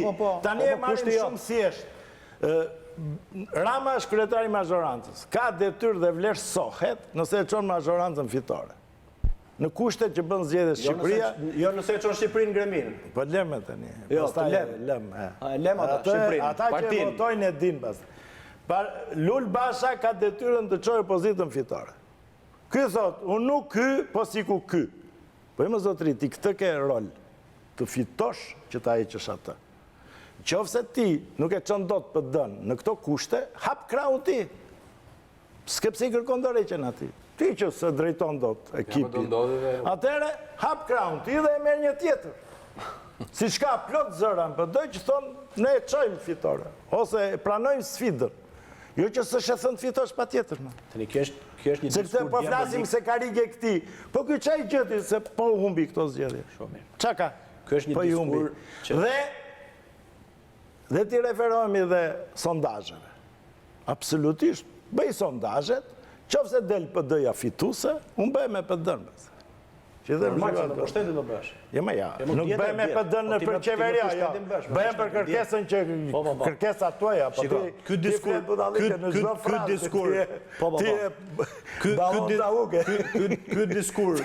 diskurs që bën ca rraqe të vjetra, aty është me Radio Liria.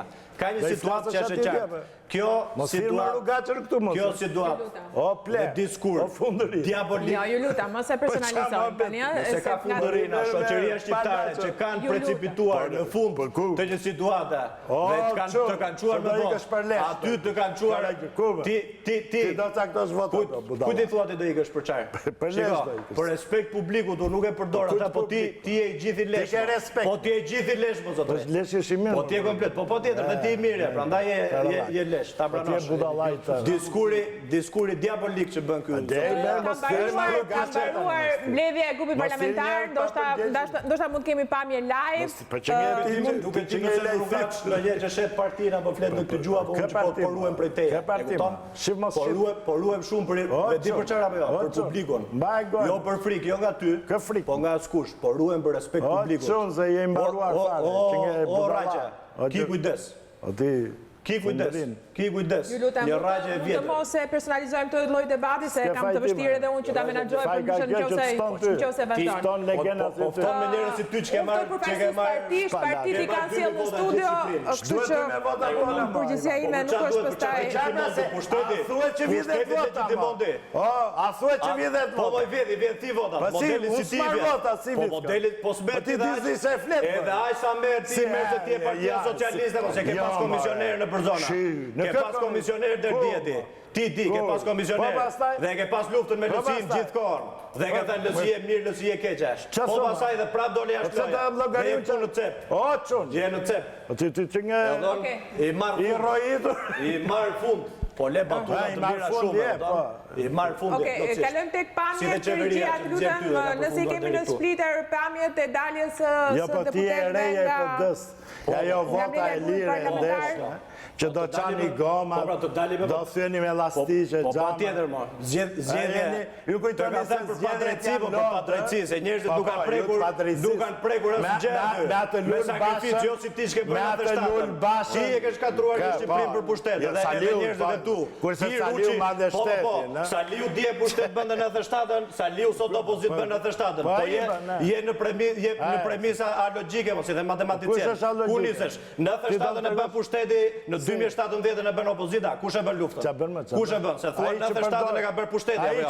Po në 2017 kush e bën? Po tani kush e bën? E bën Rama apo jo? Po nuk e bën pushteti, po ti s'ka argumente të drejtosh nga këto. Po nuk bie unë te kjo ku je ti apo jo? Po nuk bie unë dot në këtë llumin që je ti. Nuk bie dot unë në këtë llum. E kupton? Merresh me cop për rrugë. E kupton? Tani me fundërin. Okej, ju lutem. Atëherë, ka mbaruar mbledhja e grupit parlamentar të Partisë Demokratike, ka disa orë që ka filluar, sipas informacioneve të gazetarëve. Ja, i kemi pamje tani. Dhe mos mu drejtojmë personale. Mos mu drejtojmë personale, fara. Personale? Fara. Po dhe një fundërin. Fara. Ka mundësi të... Le. Atëherë edhe njerë pamit, ju lutem, edhe njerë pamit regjia, dhe ndishtë në debatin, ju lutem... Që ta tërgojnë. To janë pamjet që po dalin, janë pamjet e gazetarëve, janë duke dalë përfaqësuesit e grupit parlamentar të Partisë Demokratike. Ti. Nuk e di nëse kemi gati gazetare ton Elda Menga që të bëjmë një lidhje direkte. I bën një gjë me lesh, mua Luli dhe Saliu. Ju lutem se jemi në transmetim, Salianjin jemi në transmetim, a? Ore të mbyllësh atë gojtë. Do mbyllësh atë gojtë apo? Mos kërcëno. Ore do mbyllësh. Ose merrem me debilat. Jam. S'kemi ne merrim me. Okej. Nëse jeni kthyer në studio Aleje. Po ikse Aleje. Ju lutem, zoti Gjinushi. Po nuk është, jemi ende në transmetim. Jemi në transmetim, nuk e kemi futur ende. Ju lutem, ulluni, ju lutem. Okej, kalëm në një hapësirë, ju lutem, Salianji, ju lutem. Kalëm në një hapësirë publicitare dhe rikthehemi në studio me lidhjen e drejt për drejt nga mbledhja, në qoftë se kemi mbledhjen e grupit parlamentar të Partisë, ju lutem. Ju lutem.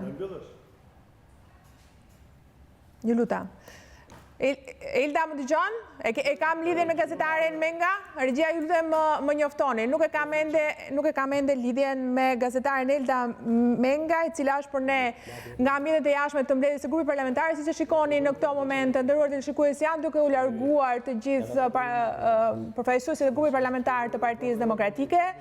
Janë duke u larguar me sa duket edhe kamerat, flitet për një prononcim të bashës nga çadra e Partisë Demokratike. Me njëherë mbas përfundimit të kësaj mbledhje, nuk dihen ende cilat janë përfundimet e deri tanishme, nëse Partia Demokratike është tërhequr apo jo nga pozicioni i vet. Ne do të kalojmë në një hapësirë publicitare dhe do të rikthehemi në studio.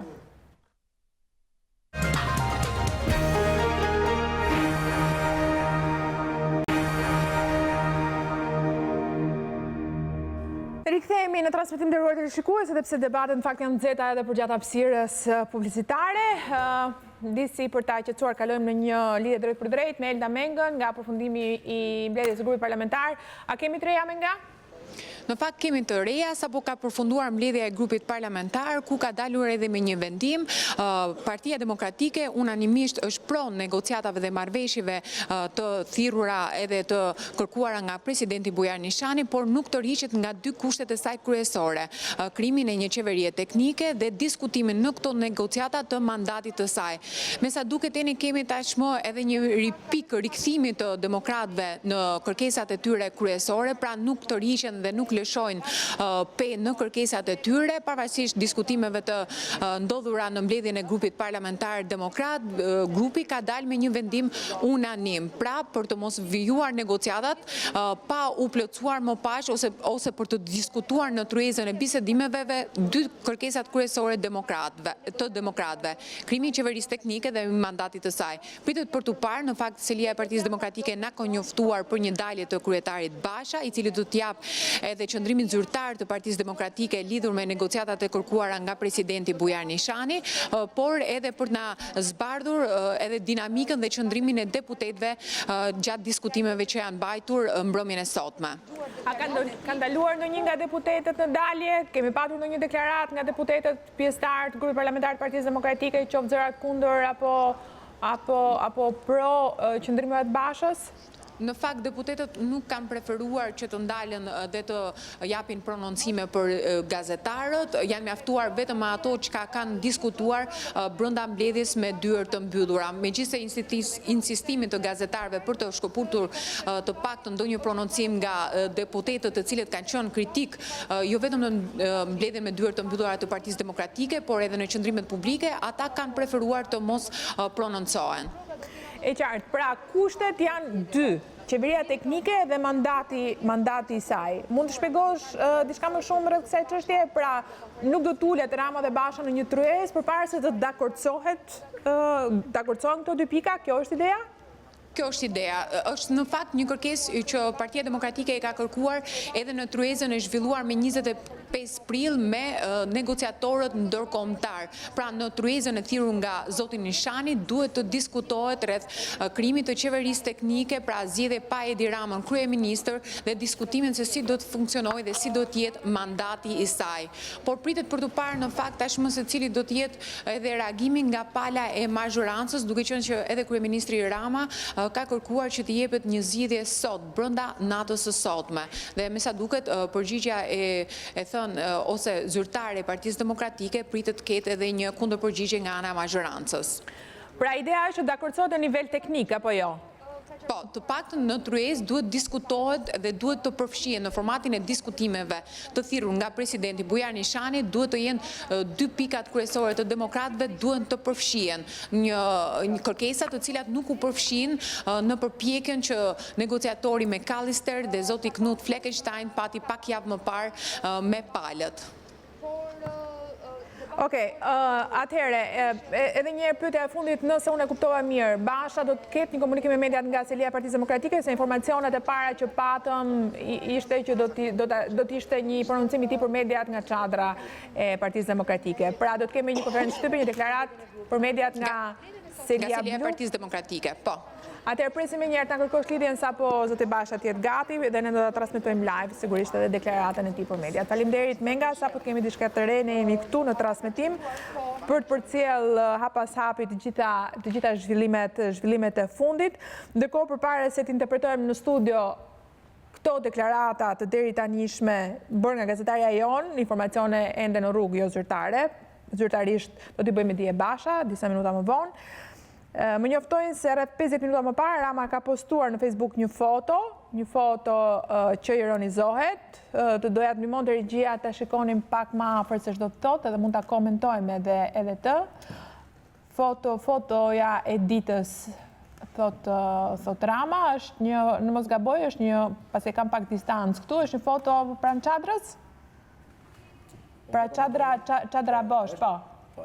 Kjo është ideja? Nuk besoj që është çadra bosh, është një situatë ku Edi Rama prepotencën që ka karakterizuar ndaj njerëzve të varfër dhe të pamundur gjatë gjithë 4 vjeçaret, po thotë po ashtu që njerëz që shesin fara, pikërisht, njerëz që shesin fara, varfërinë që ka mbjellë në gjithë Shqipërinë Edi Rama e shikon edhe përballë zyrës vet, në çadër ku njerëz kanë dalë aty për të siguruar jetesën, për të siguruar bukën e gojës. Nuk besoj që në një situatë ku mblidhet edhe ka grumbullim të madh njerëzish, siç është çadra, që nga problem se u prishka imazhi i qytetit apo kryeministri pas ka shqetësim dhe nxjerrsi foto dite që disa njerëz kanë dalë aty të fitojnë bukën e gojës. Besoj që është po njësoj si një video që nxori pak më përpara gjatë ditës me dy zonja me ngjyrë në të cilat nuk i shërben as pak zgjidhjes krizës dhe nuk i shërben as pak seriozitetit me cilën kryeministri duhet marrë përgjegjësitë e veta në raport me zgjidhjen e krizës. Mund ta shohim edhe videon e dy grave kubaneze, nëse se kemi gati mund ta do komentojmë natën edhe. Po ja ku është. Po Rama je çfarë do bëjmë? Na gëran kjo fatkeqësi.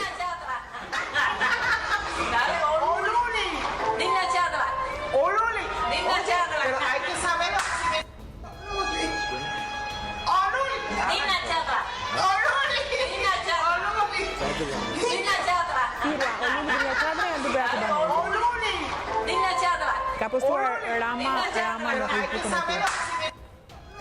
Okej, në fakt si video, si fotoja, të thoja që nuk është e ftoj në negociat, në tryezë, në bashkëpunim parimisht.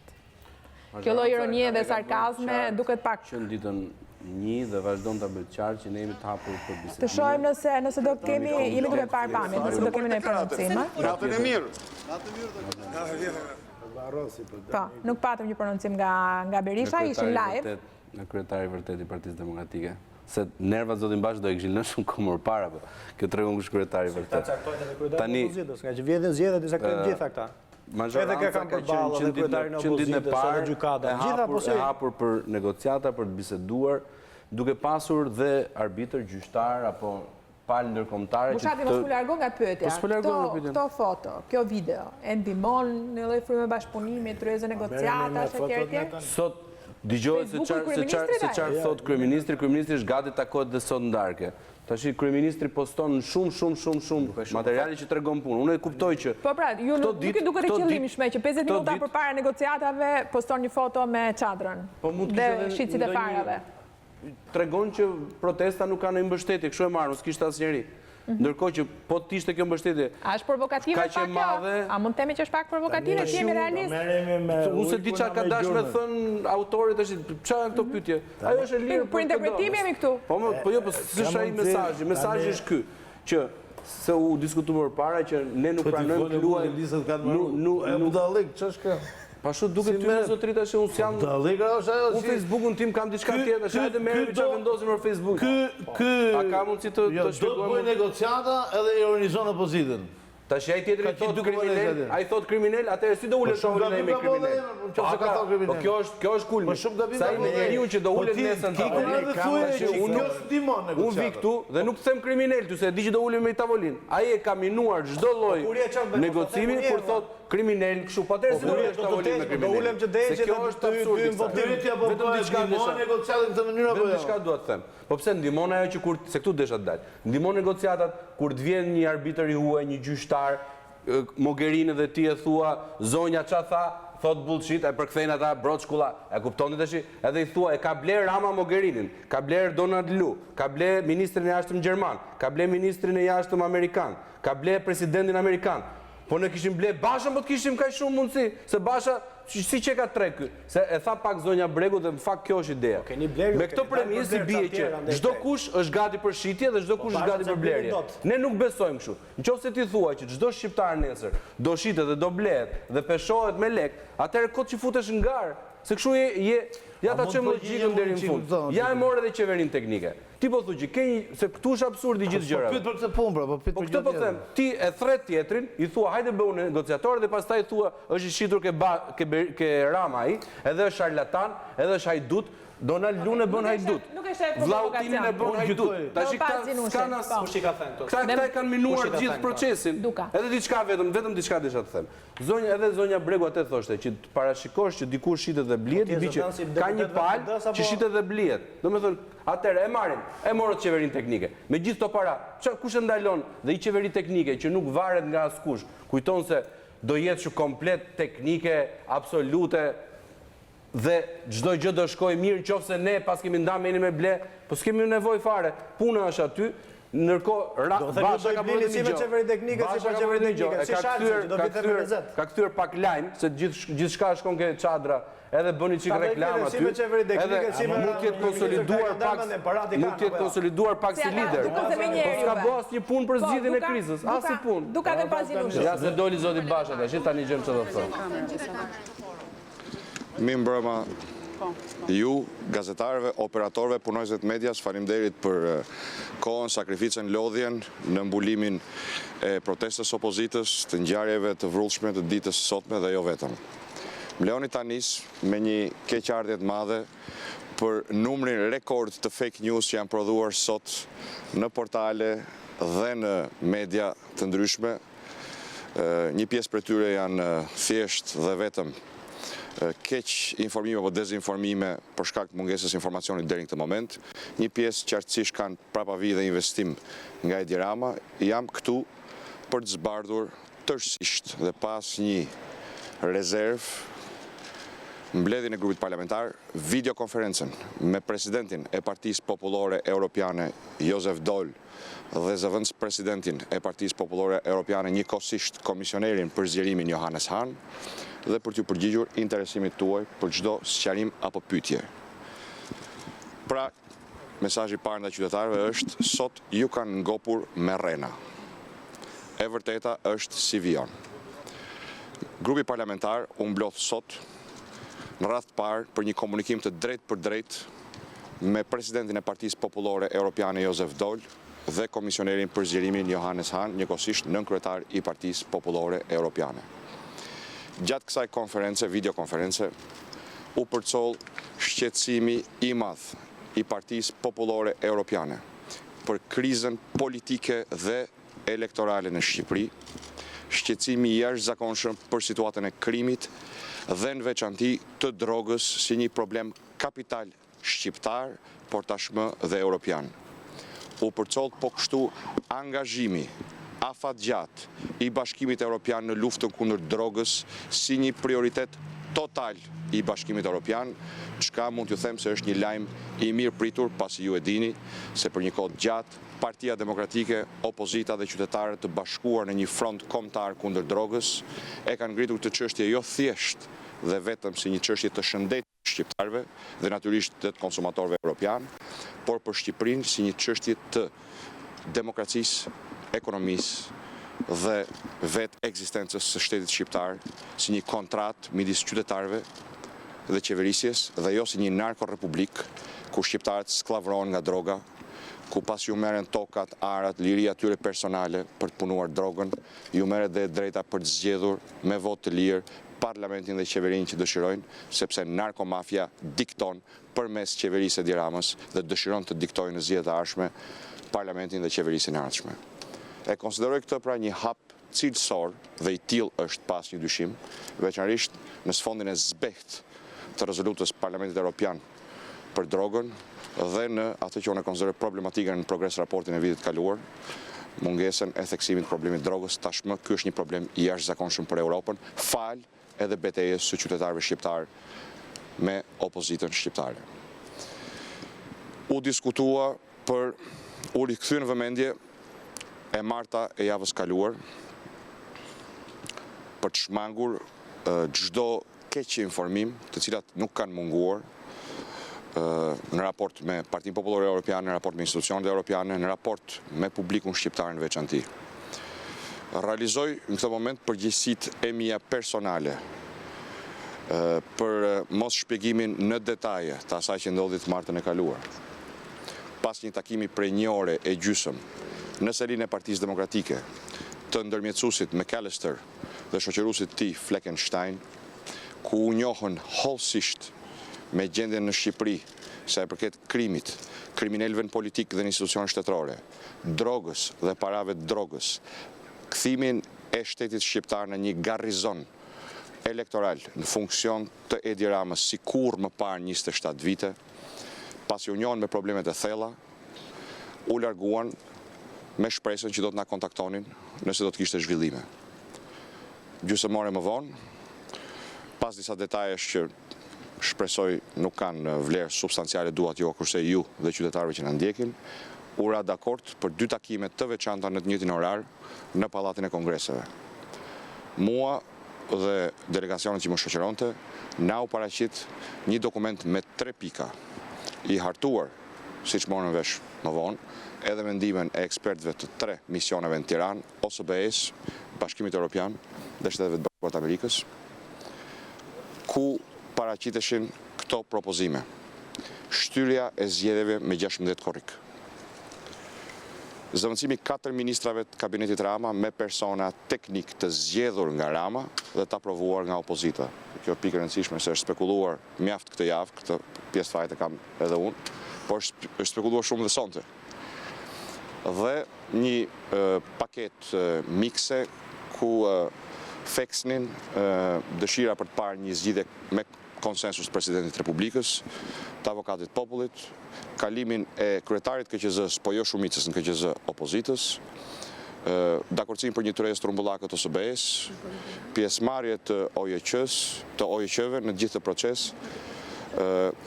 Pam në këtë pikë të tretë disa nga propozimet tona të majit të vitit kaluar dhe një sër propozimesh tjera dobishme, por të cilat garantoshin vetëm nga vullneti politik. Kundër oferta jon ishte si vijon. Prania 4 ministrave teknik përcaktuar nga Rama me aprovimin ton u gjet krejtësisht e pamjaftueshme për arsyeën e thjeshtë se Edi Rama ka provuar këto 4 vite se është i aftë të blej deputet, parti të tëra opozitare, t'i kthej në parti qeveritare, të blej deputet të opozitës, madje të blej edhe deputet LSI-s, partnerit vetë në qeverisi. Dhe se nuk do të kishte asnjë problem që të tjetërsonte me një herë iden pas këtij propozimi për t'i kthyer 4 ministrat teknik të propozuar nga ai qoftë me aprovimin ton në 4 persona të bindur për agendën politike të Tiranës, që në këndvështrimin tonë mbetet shkatrimi i zgjedhjeve të ardhshme përmes influencës krimit, drogës dhe kapjes totale të shtetit.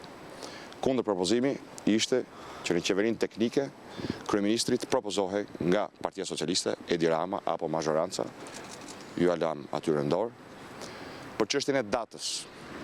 Ne sqaruam ndërmjetësuesit europian se data në vetvete informohet nga një sër procesesh për të garantuar votën e qytetarëve shqiptar, ku në pikpamjen tonë më i rëndësishmi është votimi biometrik elektronik dhe numërimi elektronik i votave të shqiptarëve.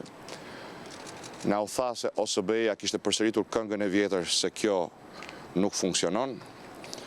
E refuzuam me fakte të demonstruara apo të dhëna ne nga vetë personalitetet më të larta europiane, disa për cilëve në videokonferencë sot, se si funksionon tash 12 vjetë sistemi elektronik i votimit në vende me shkallë të lartë analfabetizmi, si që është Brazili apo India, me sukses të plot, si funksionon në vende europiane, si që janë disa prej republikave baltike. Argumenti dytë kundër votimit elektronik ishte koha në dispozicion.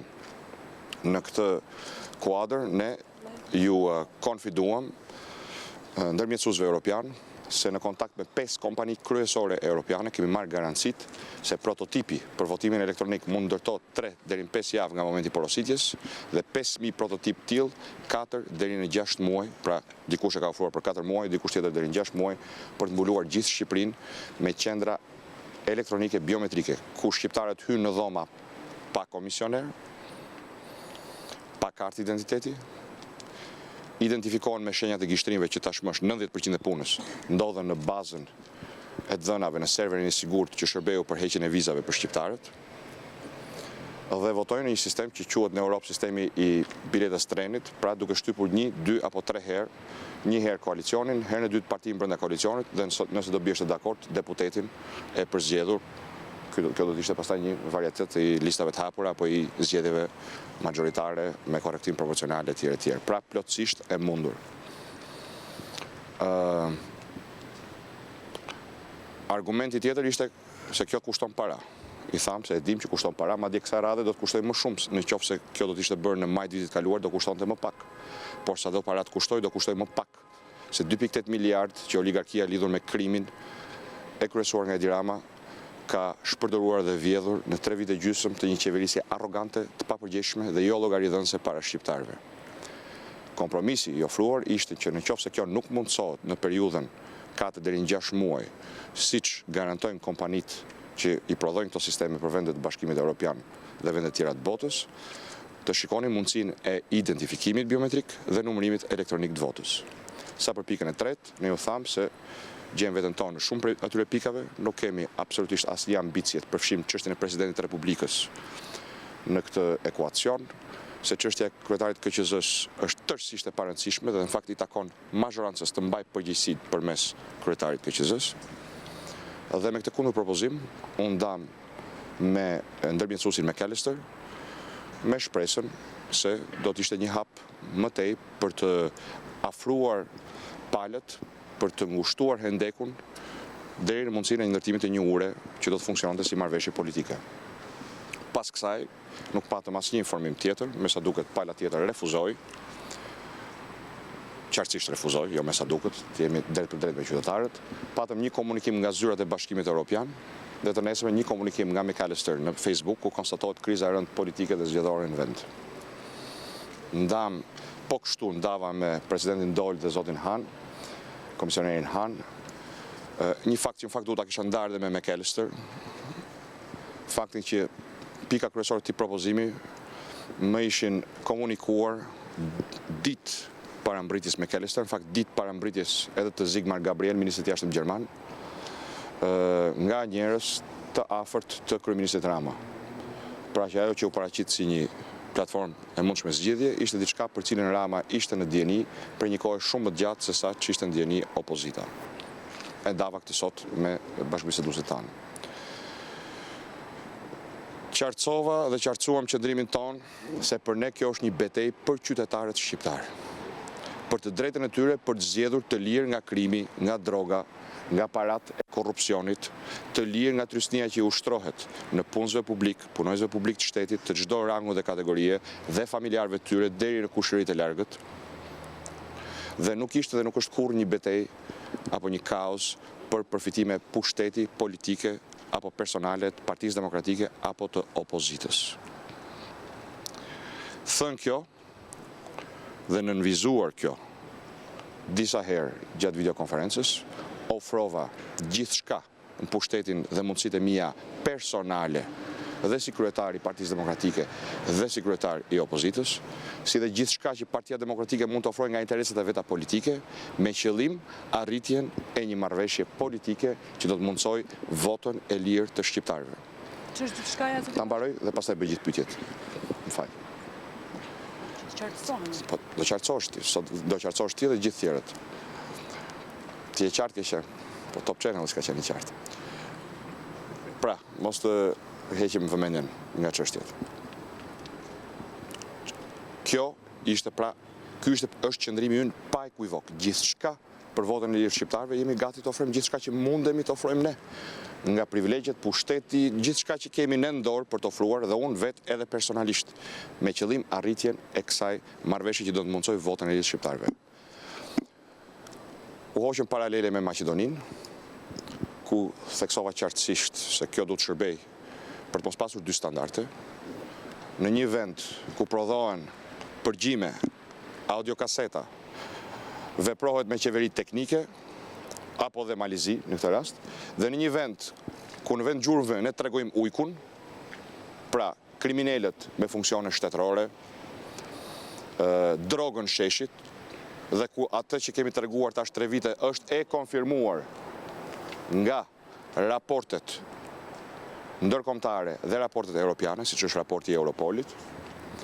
Në rastin e parë shkodet qeverisë teknike, në rastin e dytë ngurrohet për të shkuar dhe kësaj zgjidhje që ne propozojmë. Si një zgjidhje e ndershme që jep garanci. Këto janë dy standarde, janë papranueshme. E papranueshme është po kështu të identifikohet opozita si problemi. Siç ishte deklarata Zigmar Gabrielit, në asnjë rresht të cilit para takimit me mua, sigurisht, nuk u përmend droga, krimi dhe as dialogu. Se kjo për ne ishte e papranueshme dhe e papërgjegjshme. Dhe nuk i kontribon zgjidhjes. Ne nuk kemi problemi. Ne kemi treguar, denoncuar dhe luftuar problemin. Dhe sa i përket problemit drogës, ku na kërkuat të vazhdojmë të jemi aleatë e Europës, jo vetëm garantova që do të jemi aleatë e Europës, por mirëprita institucionalisht këtë hap gjigant që Bashkimi Evropian hedh si një aleate të Partisë Demokratike, të opozitës dhe të frontit kombëtar kundër drogës që është aktiv prej 3 vitesh në një betejë jo elektorale, madje mund thoja anti-elektorale, në kushtet ku e ka sjellë Edi Rama Shqipërinë, por një betejë parimore, edhe për Europën sigurisht, por në radh parë për Shqipërinë dhe shqiptarët.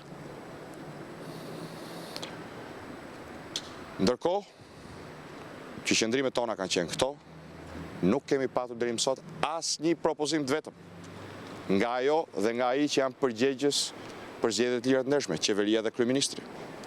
Çfarë do të bësh për kriminalet që i ke akoma, antar të kuvendit, kryetar bashkish, drejtor të mëdhej në polici, në dogana, në taksa, në shëndetësi, në arsim, në transport, në përbashki? Si do e zgjidhësh këtë problem për të ofruar garancitë për votën e lirë? Çfarë do bësh për drogën dhe bosët e drogës me mbështetje direkte, personale nga ty? Ti që nuk pranon të heqësh dorë nga karrika jote. Çfarë do bësh për shtetin që e ke kthyer në një garnizon elektoral? Çfarë garanci jep? Asnjë përgjigje nuk ka dhënë deri më sot. Ndaj, qëndrimi është fare i qartë. Edi Ramës i kërkohet dorëheqja dhe bashkë me Edi Ramën dhe Partinë Socialiste të bashkohemi në një front kundër të keqes. Partia Demokratike dhe opozita është e gatshme të heqë dorë nga pjesa morale e kësaj beteje që tregon me gisht përgjegjësit e vërtet që është Edi Rama dhe Partia Socialiste në momentin që këta bashkohen me ne për t'i luftuar ato përmes një qeverie teknike me mandatin popullor që tashmë të gjithë e dini. Kaq mjafton. Fal një sekond mbaroj.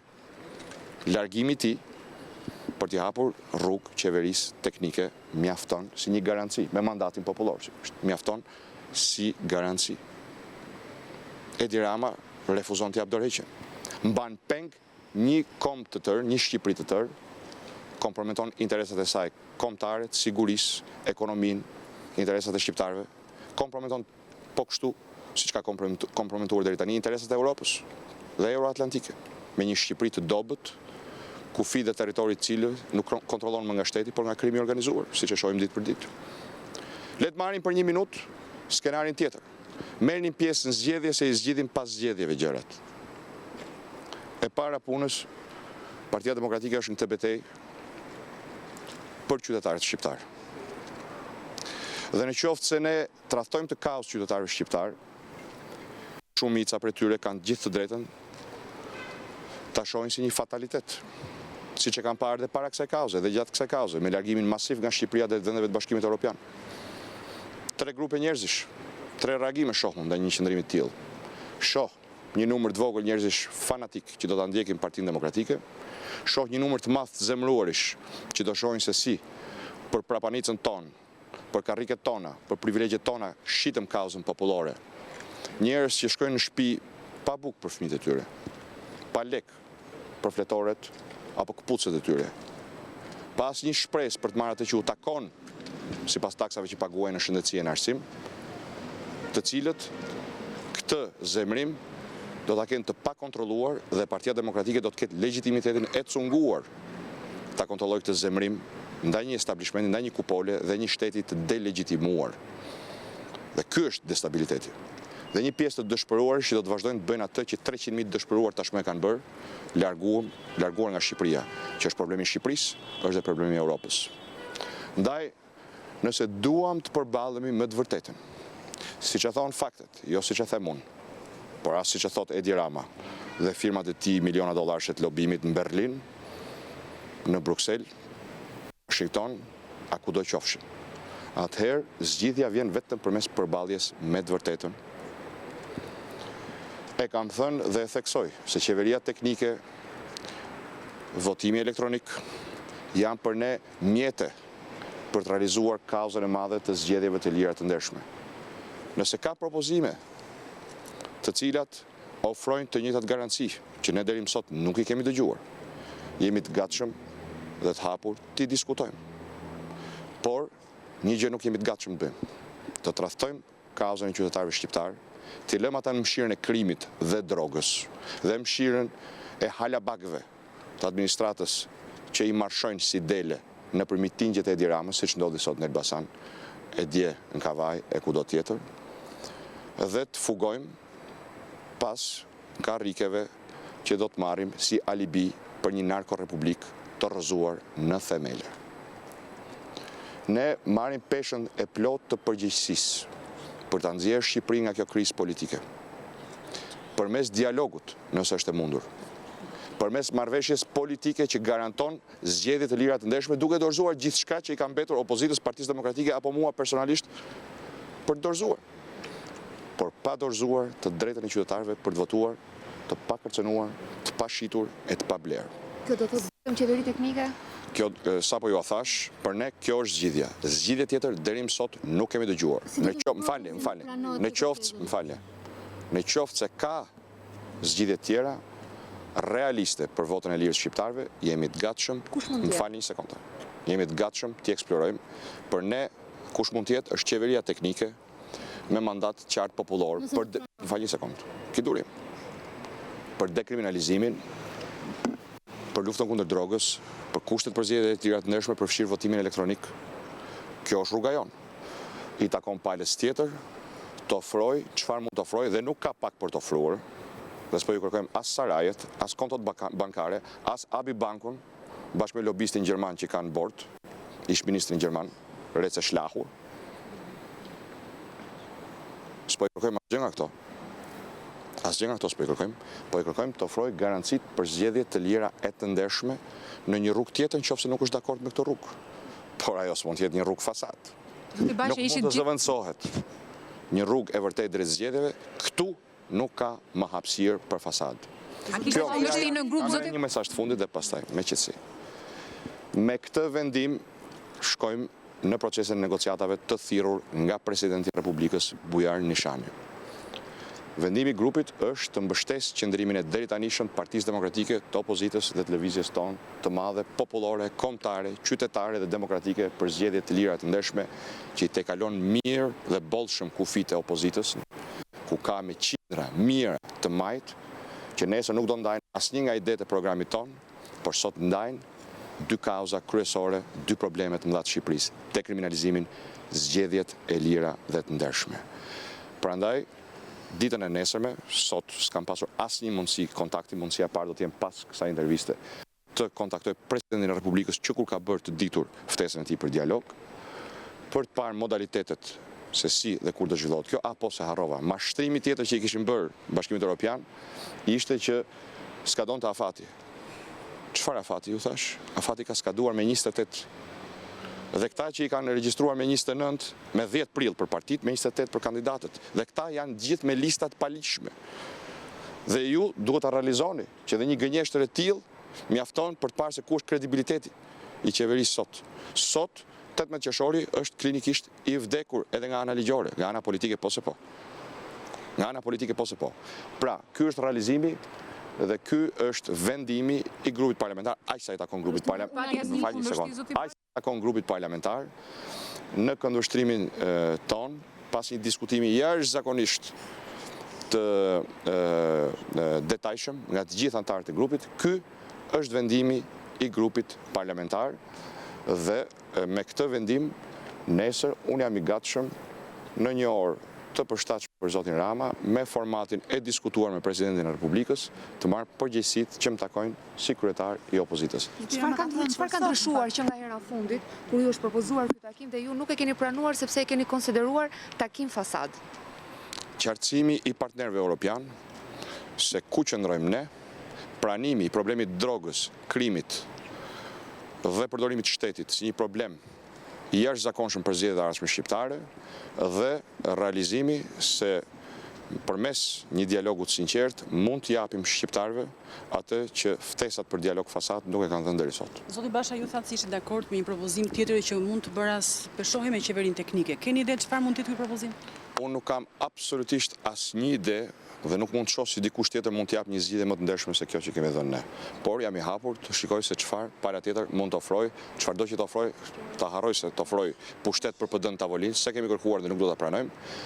Asgjë që na shërben ne, gjithçka që i shërben qytetarëve. Në negociata juve shkoni me kërkesën për të mos qenë Edi Rama kryeministër në zgjedhje? Në negociata shkojmë me kërkesën e pandryshueshme të lëvizjes popullore të më të shkurtit, qeveri teknike, pa Edi Rama kryeministër, me mandat popullor për zbatimin e plot ligjit dekriminalizimit, për luftë efektive kundër drogës dhe parave të drogës dhe për krijimin e kushteve për zgjedhje të lira të ndershme me rekomandimet e OSBE-Odirit dhe rekomandimet shtesë të 17 shkurtit 2016 përfshirë pra votimin elektronik.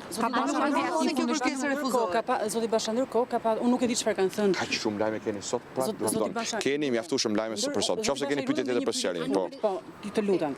Unë nuk e di çfarë ka thënë Dol dhe Han brenda në videokonferencë, por kam lexuar një deklaratë të PP-s të sapo nxjerr tani, që thotë se regjistrimi dhe pjesëmarrja e Partisë Demokratike në zgjedhje është e pazëvendësueshme. A do të regjistroheni dhe do të merrni pjesë në zgjedhjet 18 qershor? Mund ta kisha shkruar me dorën time këtë deklaratë PP-s që më citoni, që se kam lexuar. Gjithë kjo betejë bëhet që opozita t'i mundsoj qytetarëve alternativa. Pra të kemi jo një koalicion ose gjysmë koalicion, se gjysmën e lanë jashtë dere, por sot ke një koalicion të regjistruar, një subjekt zgjedhor. Një subjekt zgjedhor i coptuar për të dhënë idenë se jemi shumë parti, po është një koalicion zgjedhor, një subjekt zgjedhor. Shqiptarët kanë të drejtën të zgjedhin midis dy alternativa dhe opozita është e vendosur t'ju japë të drejtë shqiptarëve, por ama për të zgjedhur dhe jo për të detyruar nga krimi, droga dhe paratë të drogës. Faleminderit, natën e mirë, mirupafshim. Ky ishte komunikimi i Lulzim Bashës, kryetarit opozitës, me njerë pas mbledhjes së grupit parlamentar të Partisë Demokratike që ka vazhduar disa orë sot pas ditën nderuar televizionist, nga ku doli me një vendim. Vendimi është që grupi mbështet idenë e kërkesës së qeverisë teknike, idenë e deritanishme të gjithë protestës për më shumë se 2 muaj tashmë të opozitës për alargimin e kryeministrit dhe krijimin e një qeverie teknike. Nga sa u kuptua, nuk ka asnjë lloj tërheqje të grupit parlamentar të Partisë Demokratike dhe të kryetarit Basha, qoftë për shkak të qëndrimit ndërkombëtarëve, qoftë për shkak të zërave të brendshëm, qoftë edhe pas negociatave apo diskutimeve, nëse më të quajmë kështu, me përfaqësuesit e Partisë Europiane që ka patur sot pasdite gjatë mbledhjes së grupit parlamentar nëpërmjet një videokonference. Pra, pranohet një diskutim në një tryezë negociate tek presidenti Nishani, por me kushtin që aty të diskutohet për qeverinë teknike. Tani presim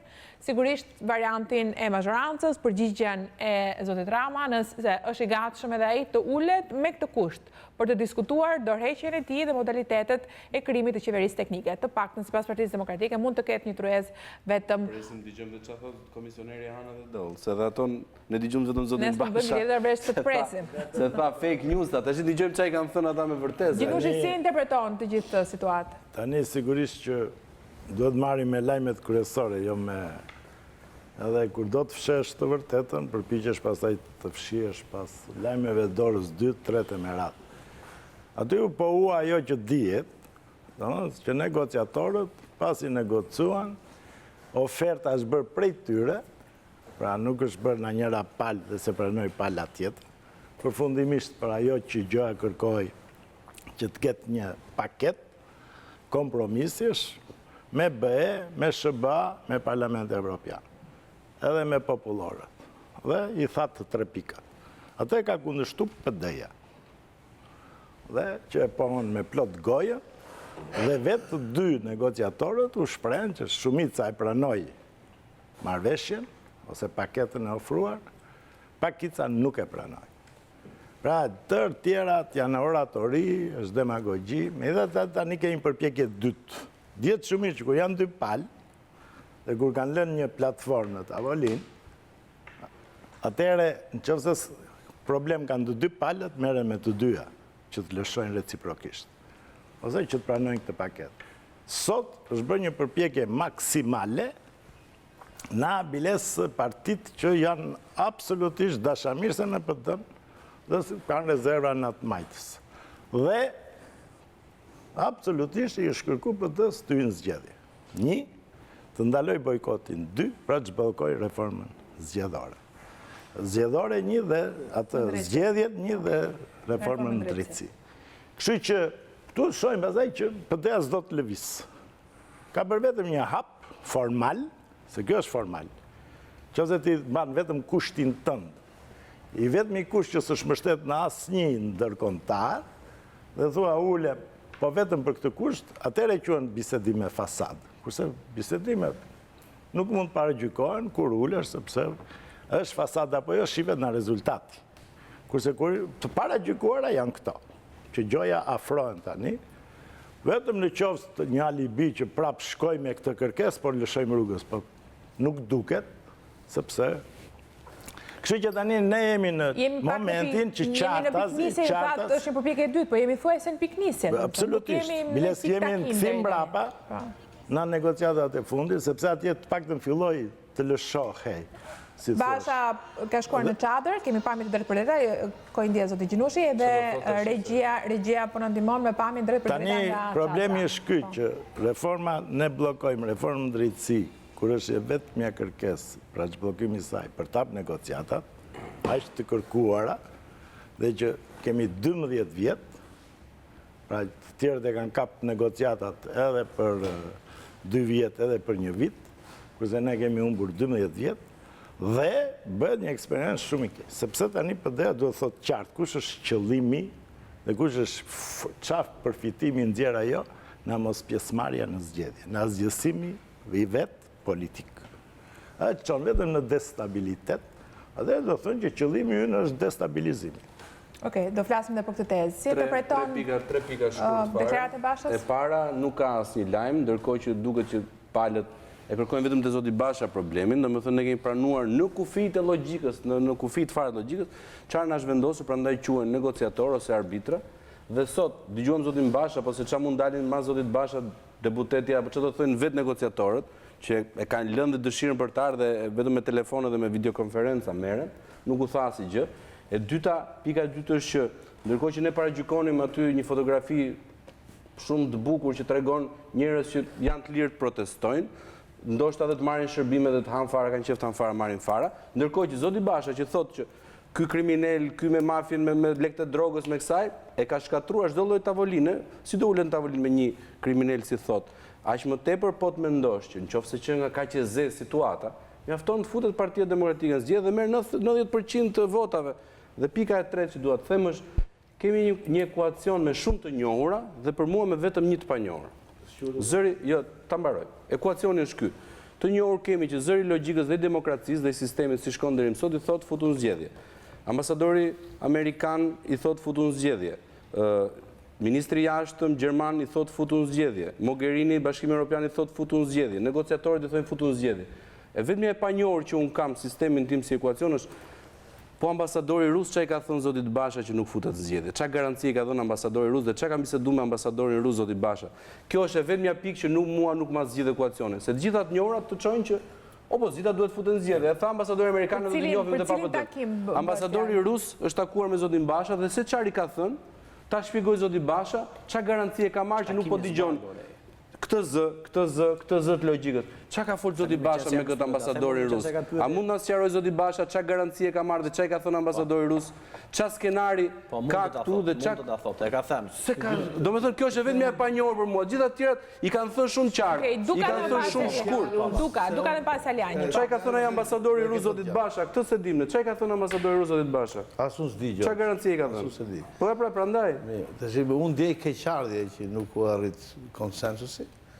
Jo vetëm për Partinë Agraministaliste, por them që nuk është në interes të kurkujt, as forca politike, as shqiptarëve, që të ketë një ngësh politik të tillë, dhe besoj që kjo situatë është situatë që sjell vetëm negativitet dhe përgjegjësia për mua, personalisht dy palëve, si e majorancës edhe e opozitës rasti konkret Bashës. Personalisht po të kisha qenë, do të kisha lëshu, në mënyrë që të gjeshim të mirë ma të mundshme, sepse perfekcion nuk mund të arrish në një kufi kohor 2 apo 3 muaj. Me që më pyet edhe për ta fotografi, du t'i komentoj pak, them që nuk është natyra e vetë këtij, jo si kryeministri, por ky nuk ka lot dot nga i kostumi ekstravagant që ka, sepse ju e dini që përdor batuta e kështu, dhe më tepër e bërë për këtë punë dhe harron që faktikisht influencon negativisht në përafrimin e negociatave. Megjithatë nuk besoj se është në gjë që rëndësishme. Çfarë konsideron këtë moment? E konsideron një kthim mbrapa, një vend numëror, i quan përfunduar të proces, pra që s'ka si shpresë, tani nuk do të hyni më në zgjedhje si koalicion opozitar etj etj, është mbyllur si. Të them drejtën bëhem pesimist që mund të arrihet konsensusi. Me këtë që pam, me deklaratën e Bashës, duket moment i vështirë, sepse ai nuk luan nga ajo, domethënë, kryeministri i qeverisë teknike, pra nga kryeministri aktual, kërkon zotësimin e tij, siç e dimë dhe Rama vazhdimisht, domethënë, gul këmbë në tij që unë nuk shkoj në zgjedhje, nuk lëshoj vendin e kryeministrit. Besoj që unë jam pesimist që mund të arrihet konsensus. Si Partia Aleate, Partisë Demokratike, keni kërkesë sot për bashkë, kështu ta edhe publikisht, me qenë se jemi këtu. Po kam, po thu që dush bashkë, ora 12 kam rrugë. Tash i kam folë ato negociatorë. Kam rrugë punë, kështu që pra e quani të mbyllur. Eventualisht në gjë. Nesër fillon fushata.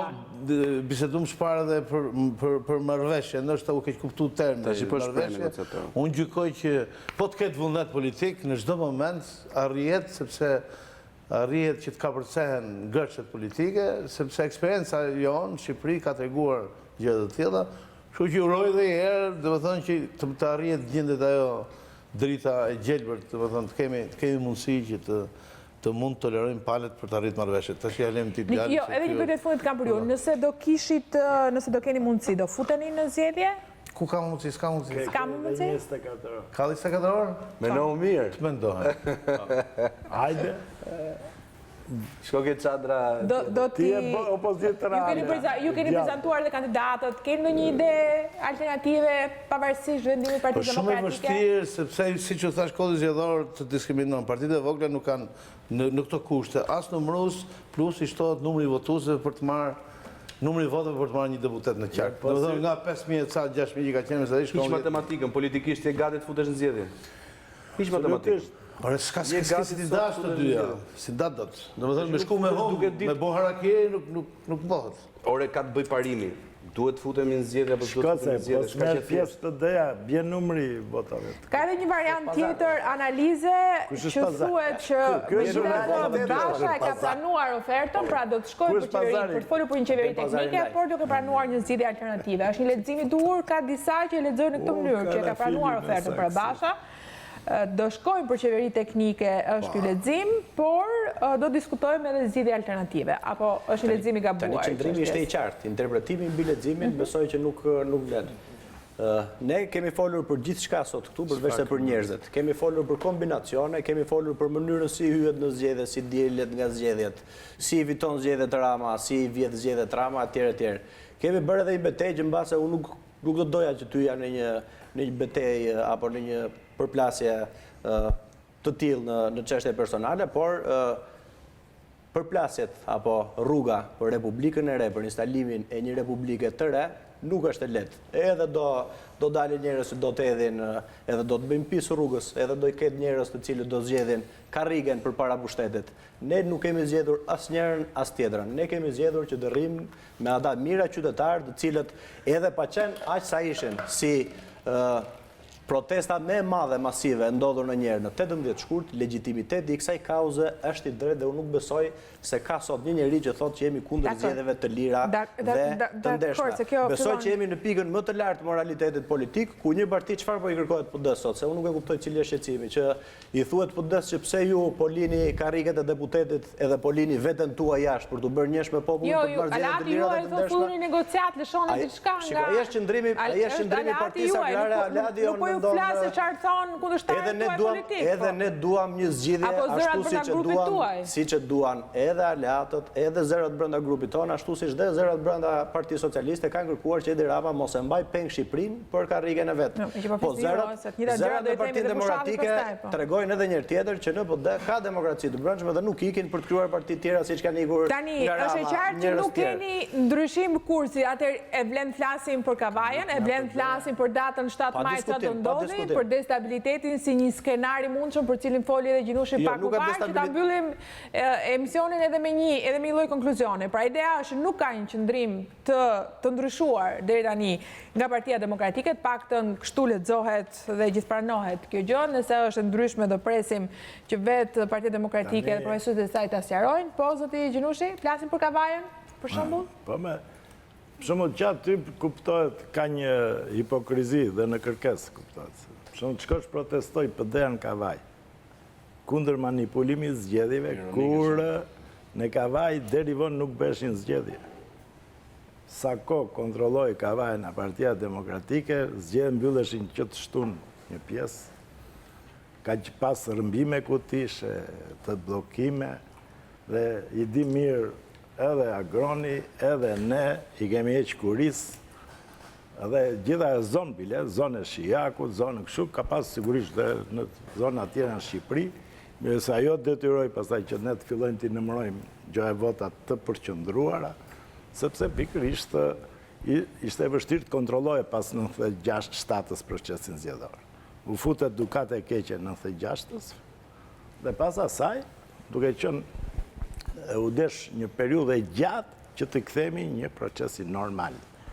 Dhe kur shep asaj Partinë Demokratike, e cila nuk ka afruar asnjëherë ndonjë alternativë më të mirë në zgjedhje, dhe kur faktori ndërkombëtar i thot absolutisht që vetëm një zgjidhje në këto kushte, duke marrë parasysh që të gjitha sensibilitetet, është ndryhyrja në zgjedhje, atëherë pyetja bëhet e thjeshtë.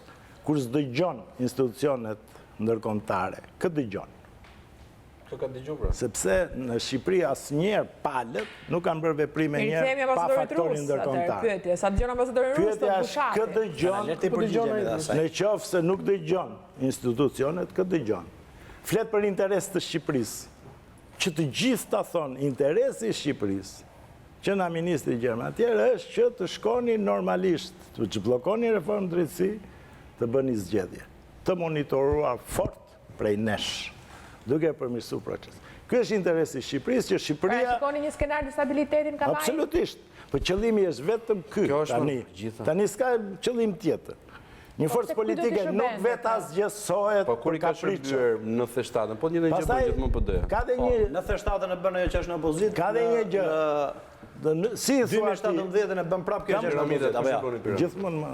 Po patjetër, njëri bën pushtetin, njëri bën opozitë. Me armë në dorë ka qenë gjithmonë PD-ja, edhe në 97-ën, edhe në 98. Në 97-ën rëzohet nga pushteti me dhunë PD-ja, në 2017-ën është në opozitë PD-ja, për pra PD-ja, ndajene. Sa herë është PD-ja, edhe në 2011-ën, se kemi më të freskë, që u vran 21, u vran 4 vetë, ojë protesta bëj, si që po bën dhe ti. Po në atë vënd po bën Lul Basha protesta. Prandaj për ishte foto aty, prandaj. Dhe, mos harrojmë, kur beshin protestat atere, thanë, nuk rëzojnë qeverit e legjitime me protesta. Dhe justifikonin dhe vrasjen e qytetarve, pse kërkonin dori që qeverit. Nuk ka të krasuar fare kjo.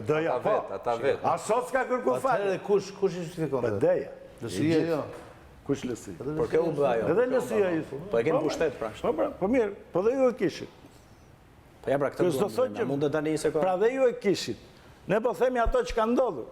Pra që atere, kur je vetë pushtet, thua kam drejt vras dhe qytetarin, po kërkoj dori qëntime para kohë. Kur është vetë në opozitë, thot, qatë keqe ka ti i Rama, thot. Oke. Qa ka, thot. Dhe i bëjmë thirrje për SPD-s, tani, thot Luli, të bëjmë bashkë kundër Edi Ramës. Kështë thot. Oke. Dakor, Salianjin. Tani dy përgjigje shkurt për Revolucion demokratik. Revolucion demokratik, thot. Dhe kjo është zgjidhje. Ta marrojnë se mua bet kafeneja.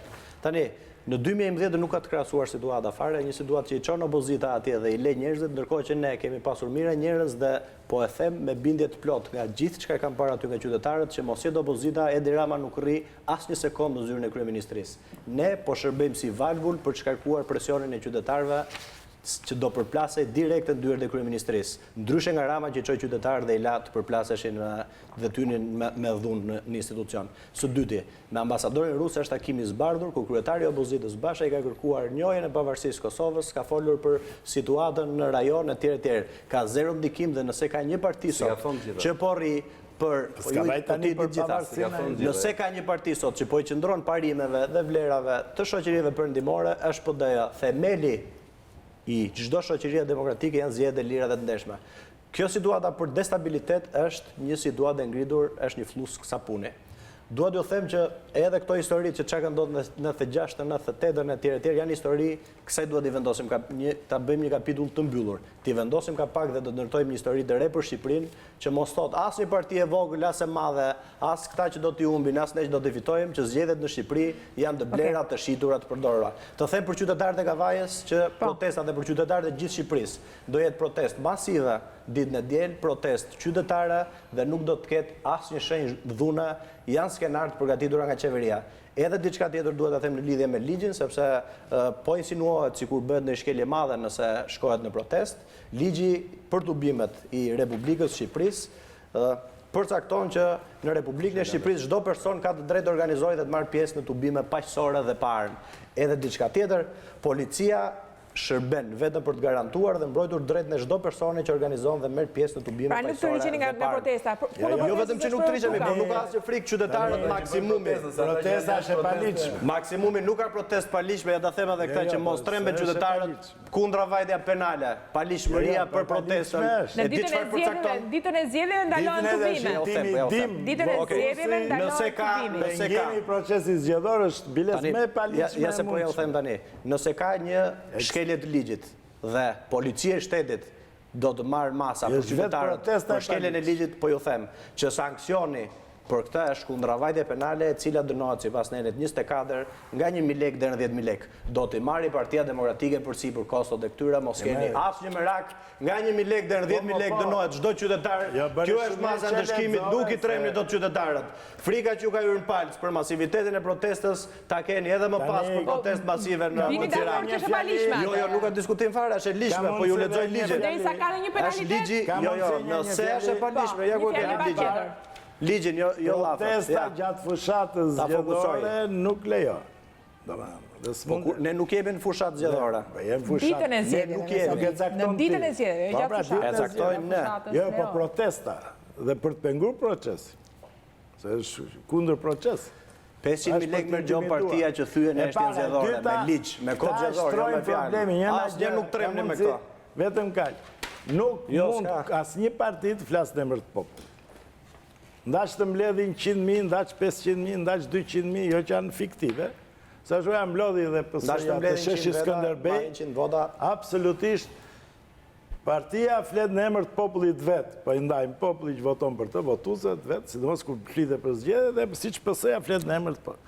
Sa shoja çohet ky populli demokrat, dhe thotë synë zgjedhje me Berishën. 52 popull kemi pasur, një klasë unduse, një klasë që sundoi. Patjetër. Çohet pastaj socialistë, proletariat qeverinë. Një klasë bashkë. Po nga vaj çfarë do zgjedhin se kanë ka mundësi. Kanë pyetje çfarë do zgjedhin nga vaj. Ka mundësi. Po nga vaj çfarë do zgjedhin se një kandidatash. Për çfarë do shkojnë qytetarët të votojnë? Për një kandidat. Se pranojnë ndërkombëtar. Pa i zgjedhur është. Po dy të partisë tuaja, një financier, një nën kryetar bashkie. Për një kandidat të zgjedhur kanë komisioner. Ta mbarojmë këtë ide pastaj vazhdo. Pra, pse se pranojnë tuaj këtë? Sepse, absolutisht... Po tuaj të flasin vetë, nuk ka nevojë të flisni ju që keni lënë 50 vjetë tuaj të mos hyrë, mos kenë ambasadat. Të drejtat e elektoratit vetë, PD-jat e elektoratit vetë. Dhe janë palë. Dhe janë njërë në opozit, tjetër në opozit. Por, nuk mund të kushtëzohet kjo se kush është qeveria. Standardi evropian është që me qeverinë e radhës, nëpërmjet zgjedhjeve, të ndryshosh qeverinë. Me zgjedhje. Qëndrojmë te Kavaja? Ka një skenar që ju mund të rriqeni për vazhdorancat? Vetëm kërkoj 30 sekonda durimin e zotit Duka, se është po njëjta logjikë si më parë. Ndryshe nga Maqedonia, ndryshe nga Ukraina, ne nuk kemi krizë ekonomike. Se kemi. Ne nuk kemi krizë politike. Kemi majorancë që me 88-89 vota nuk ndryshon, s'kemi krizë politike në parlament. Nuk kemi krizë ndërkombëtare. Gjithë tuajt janë dakord që zgjedhjet të vazhdojnë, qeveria të garantoj standardet, opozita duhet futet patjetër. Nuk kemi asnjë lloj krize. Ama përdoret po njëjti skenar destabilizimi. Po përdoret po njëjti skenar destabilizimi si në Maqedoni, si në Ukrainë, me gjithat metoda antiperëndimore. Prandaj thash që në fillim që në qoftë se ne kemi një rritje ekonomike, kemi stabilitet politik, kemi partnerë ndërkombëtar që na vlerësojnë dhe nuk ka asnjë presion, as ndërkombëtar, as diplomatik, për asnjë gjë. Kjo është si një rrufenj qellë të pastër nga një forcë që kërkon destabilitet. Sepse e di që me fushat elektorale, me metoda demokratike, pra me vota, nuk vjen dot në pushtet dhe kërkon vetëm nëpërmjet metodave ekstra demokratike, zgjidhje politike. Tani, edhe një fjali. O e shpjegon kjo teori e imja realitetin, ose e shpjegon ajo mërmëritja e Bashës që ka gjysore aty që thotë gjëra që nuk kuptohen. Të quash teorik të tënde në është të quash Shqipërinë planetin vete. Ke e panjohura, qa garanci ka dhënë ambasadori rus dhe qa të fshet zoti Basha, se këtu është vetëm ja fshet. Në gjitha këto të vërteta që thashun, janë të vërteta? Po. Rritja është, po kemi stabilitet politik, kemi zoti Duka. Votat i kemi, rritja ekonomike është, partnerë ndërkombëtar, to janë gjitha të vërteta. E vetëm gjë që ne nuk dimë është çfarë tha ambasadori rus. Po se kemi. Dhe është varianti Bashës, tash kë beson populli? Këto që janë gjërat kaq të thjeshta dhe shpjegimi më i thjeshtë është i vërteti, apo ato që del aty dhe ka gjysore dhe ka 75 ditë dhe thot po njëjtën gjë. Plus që është dëshpëruese, sa ai në rrugë sigjen. Shiko, është dëshpëruese, sa ai thot, kanë aq shumë lekë sa do i blejnë zgjedhjet. Dhe para ky popull ushit ka dhe u bleka, dhe atëre si do ta ndryshoj zoti Basha këtë realitet? Sa ai dëshpëron edhe votuesët demokrat. Po çfarë se ju sfitoni për 100 vite? Po si u bë? Po mirë, ja pyetje retorike. Po një shtet kaq të mirë që e bëri zoti Berisha për 8 vjet. Si ra për një vit ky shtet kaq i mirë zoti Berisha? Të lutem, kam nevojë shteti. Bëri si ra plotësisht. Po si ra kaq kollaj?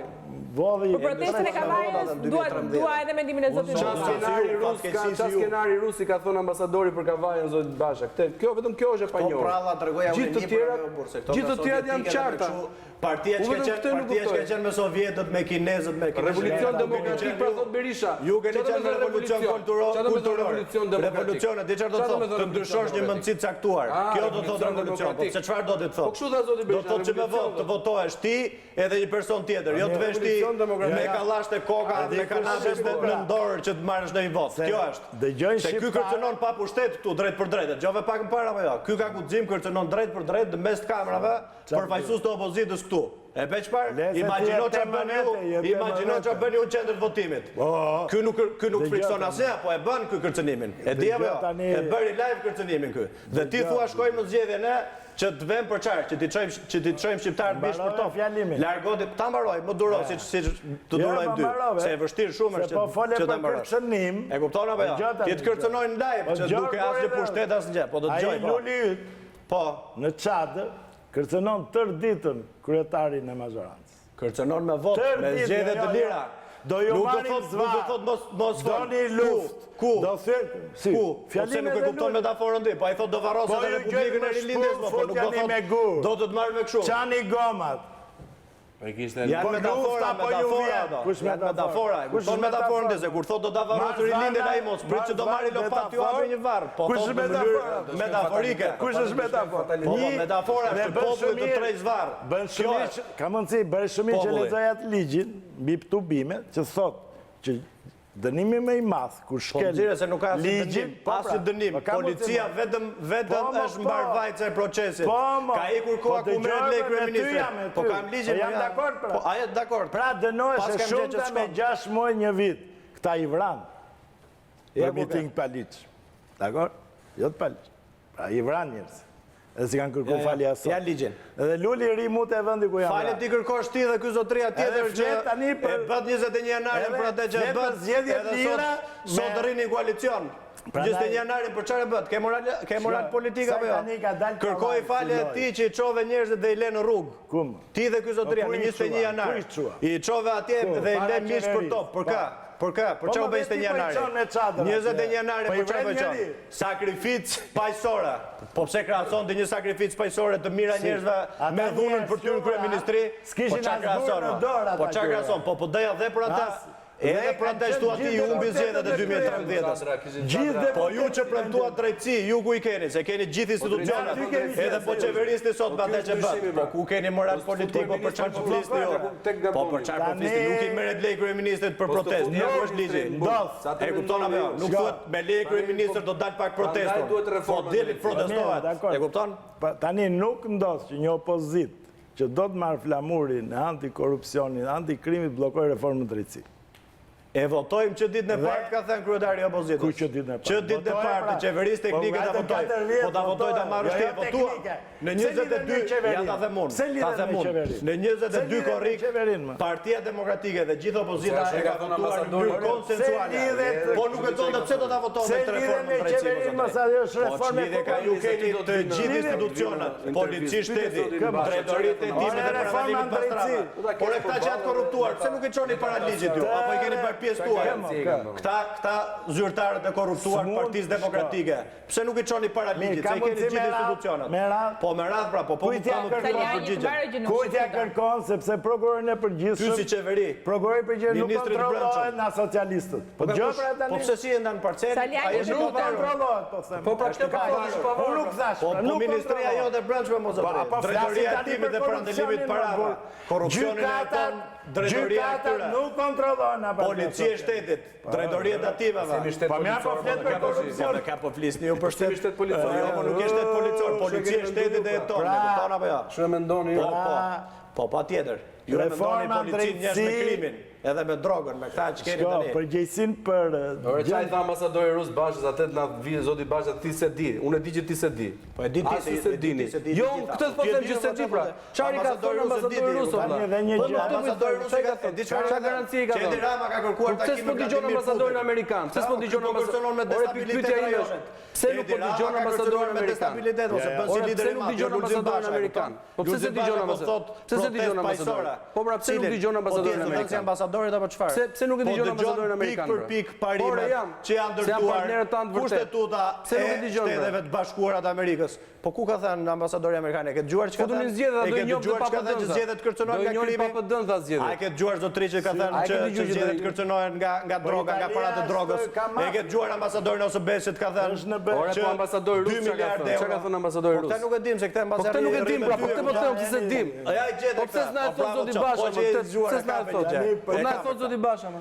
Do ta thot këtë, do ta thot. Jo, më kur të viktu do ta pyesësh, se vetëm gjë që s'del në ekuacion kjo është. Çështja e kanabisit është alibinje, sepse nuk është sot kanabisi. Kanabisi ka qenë kur i thonë do t'jetë për sa kohë. Po pra këtë duham ne, që ka qenë është dhe të mos jetë ndonjëherë. Salianjin. Po më pajtojmë me këtë parim pra. Jo më jo. Atë shtoje për humor. Më pajtojmë, jo. Por ka qenë është problem kudo. Dhe po Evropian po tjetë ashtu, do jepnin ata alarmin që në situatën që ju jeni. Europolin e ke parë Do jepnin alarmin që nuk bëhen zgjedhje. Një, këto gjëra ne kemi dëgjuar për qeverit gjithmonë. Absolutisht. 2005-ën, Bërtis e Berisha, sa i ditë bërtas më mirë se Luli, për qeverin nano, jo klani Zemunit, jo mafia, jo kështo, jo ajo, erdi puna, i fitoj e i zgjedhjet në klani Zemunit. Dakor? Pra, këto i kemi dëgjuar, stërdëgjuar, i dim, Shqipëri dijen, Ore fushat elektorale, argumente nga që dijen nuk fajtojme me kërkes. Këte po theme, jo këto dijen minimalja kanë se i cili për t'i luftu njëri tjetër. Po jo për i moral njëri tjetrit. Edhe sot, dita e sot me duke si kur do silë të ndryshimet Ndryshe është alibi, e të nxjerrin kush është qëllimi. Po alibia për çfarë? Të lutem, se nuk kam minuta shtakot të në diskutim. Eliminimi se ne po duam të shtoj 2 parlamentet, arrim aty me ju, bëj pazar me ju, më jep këtë të japa, tani me këto veprime filmi, kaq. Saliu e bëri PD në Partitë Demokratike, Parti Ish Demokratike. Luli rrezikon ta bëj Ish Partia Demokratike. Okej, duke sikurita e sot me do cilë ndryshime të mëdha sa i takon një zgjidhje të krizës politike në vend, por deri tani palët vazhdojnë të qëndrojnë në istikamet e tyre me gjithë takimet, propozimet për negociata, mbledhjet grupit parlamentar etj. Të shohim nëse dita e nesërme do të cilë treja. Faleminderit Gjinushi, faleminderit Bushati, faleminderit Salianjin, zoti Duka, faleminderit që ishte me mua sonte në mbrëmje. Takimi i ardhshëm me studion e hapur është për të martën që vjen. Natën e mirë.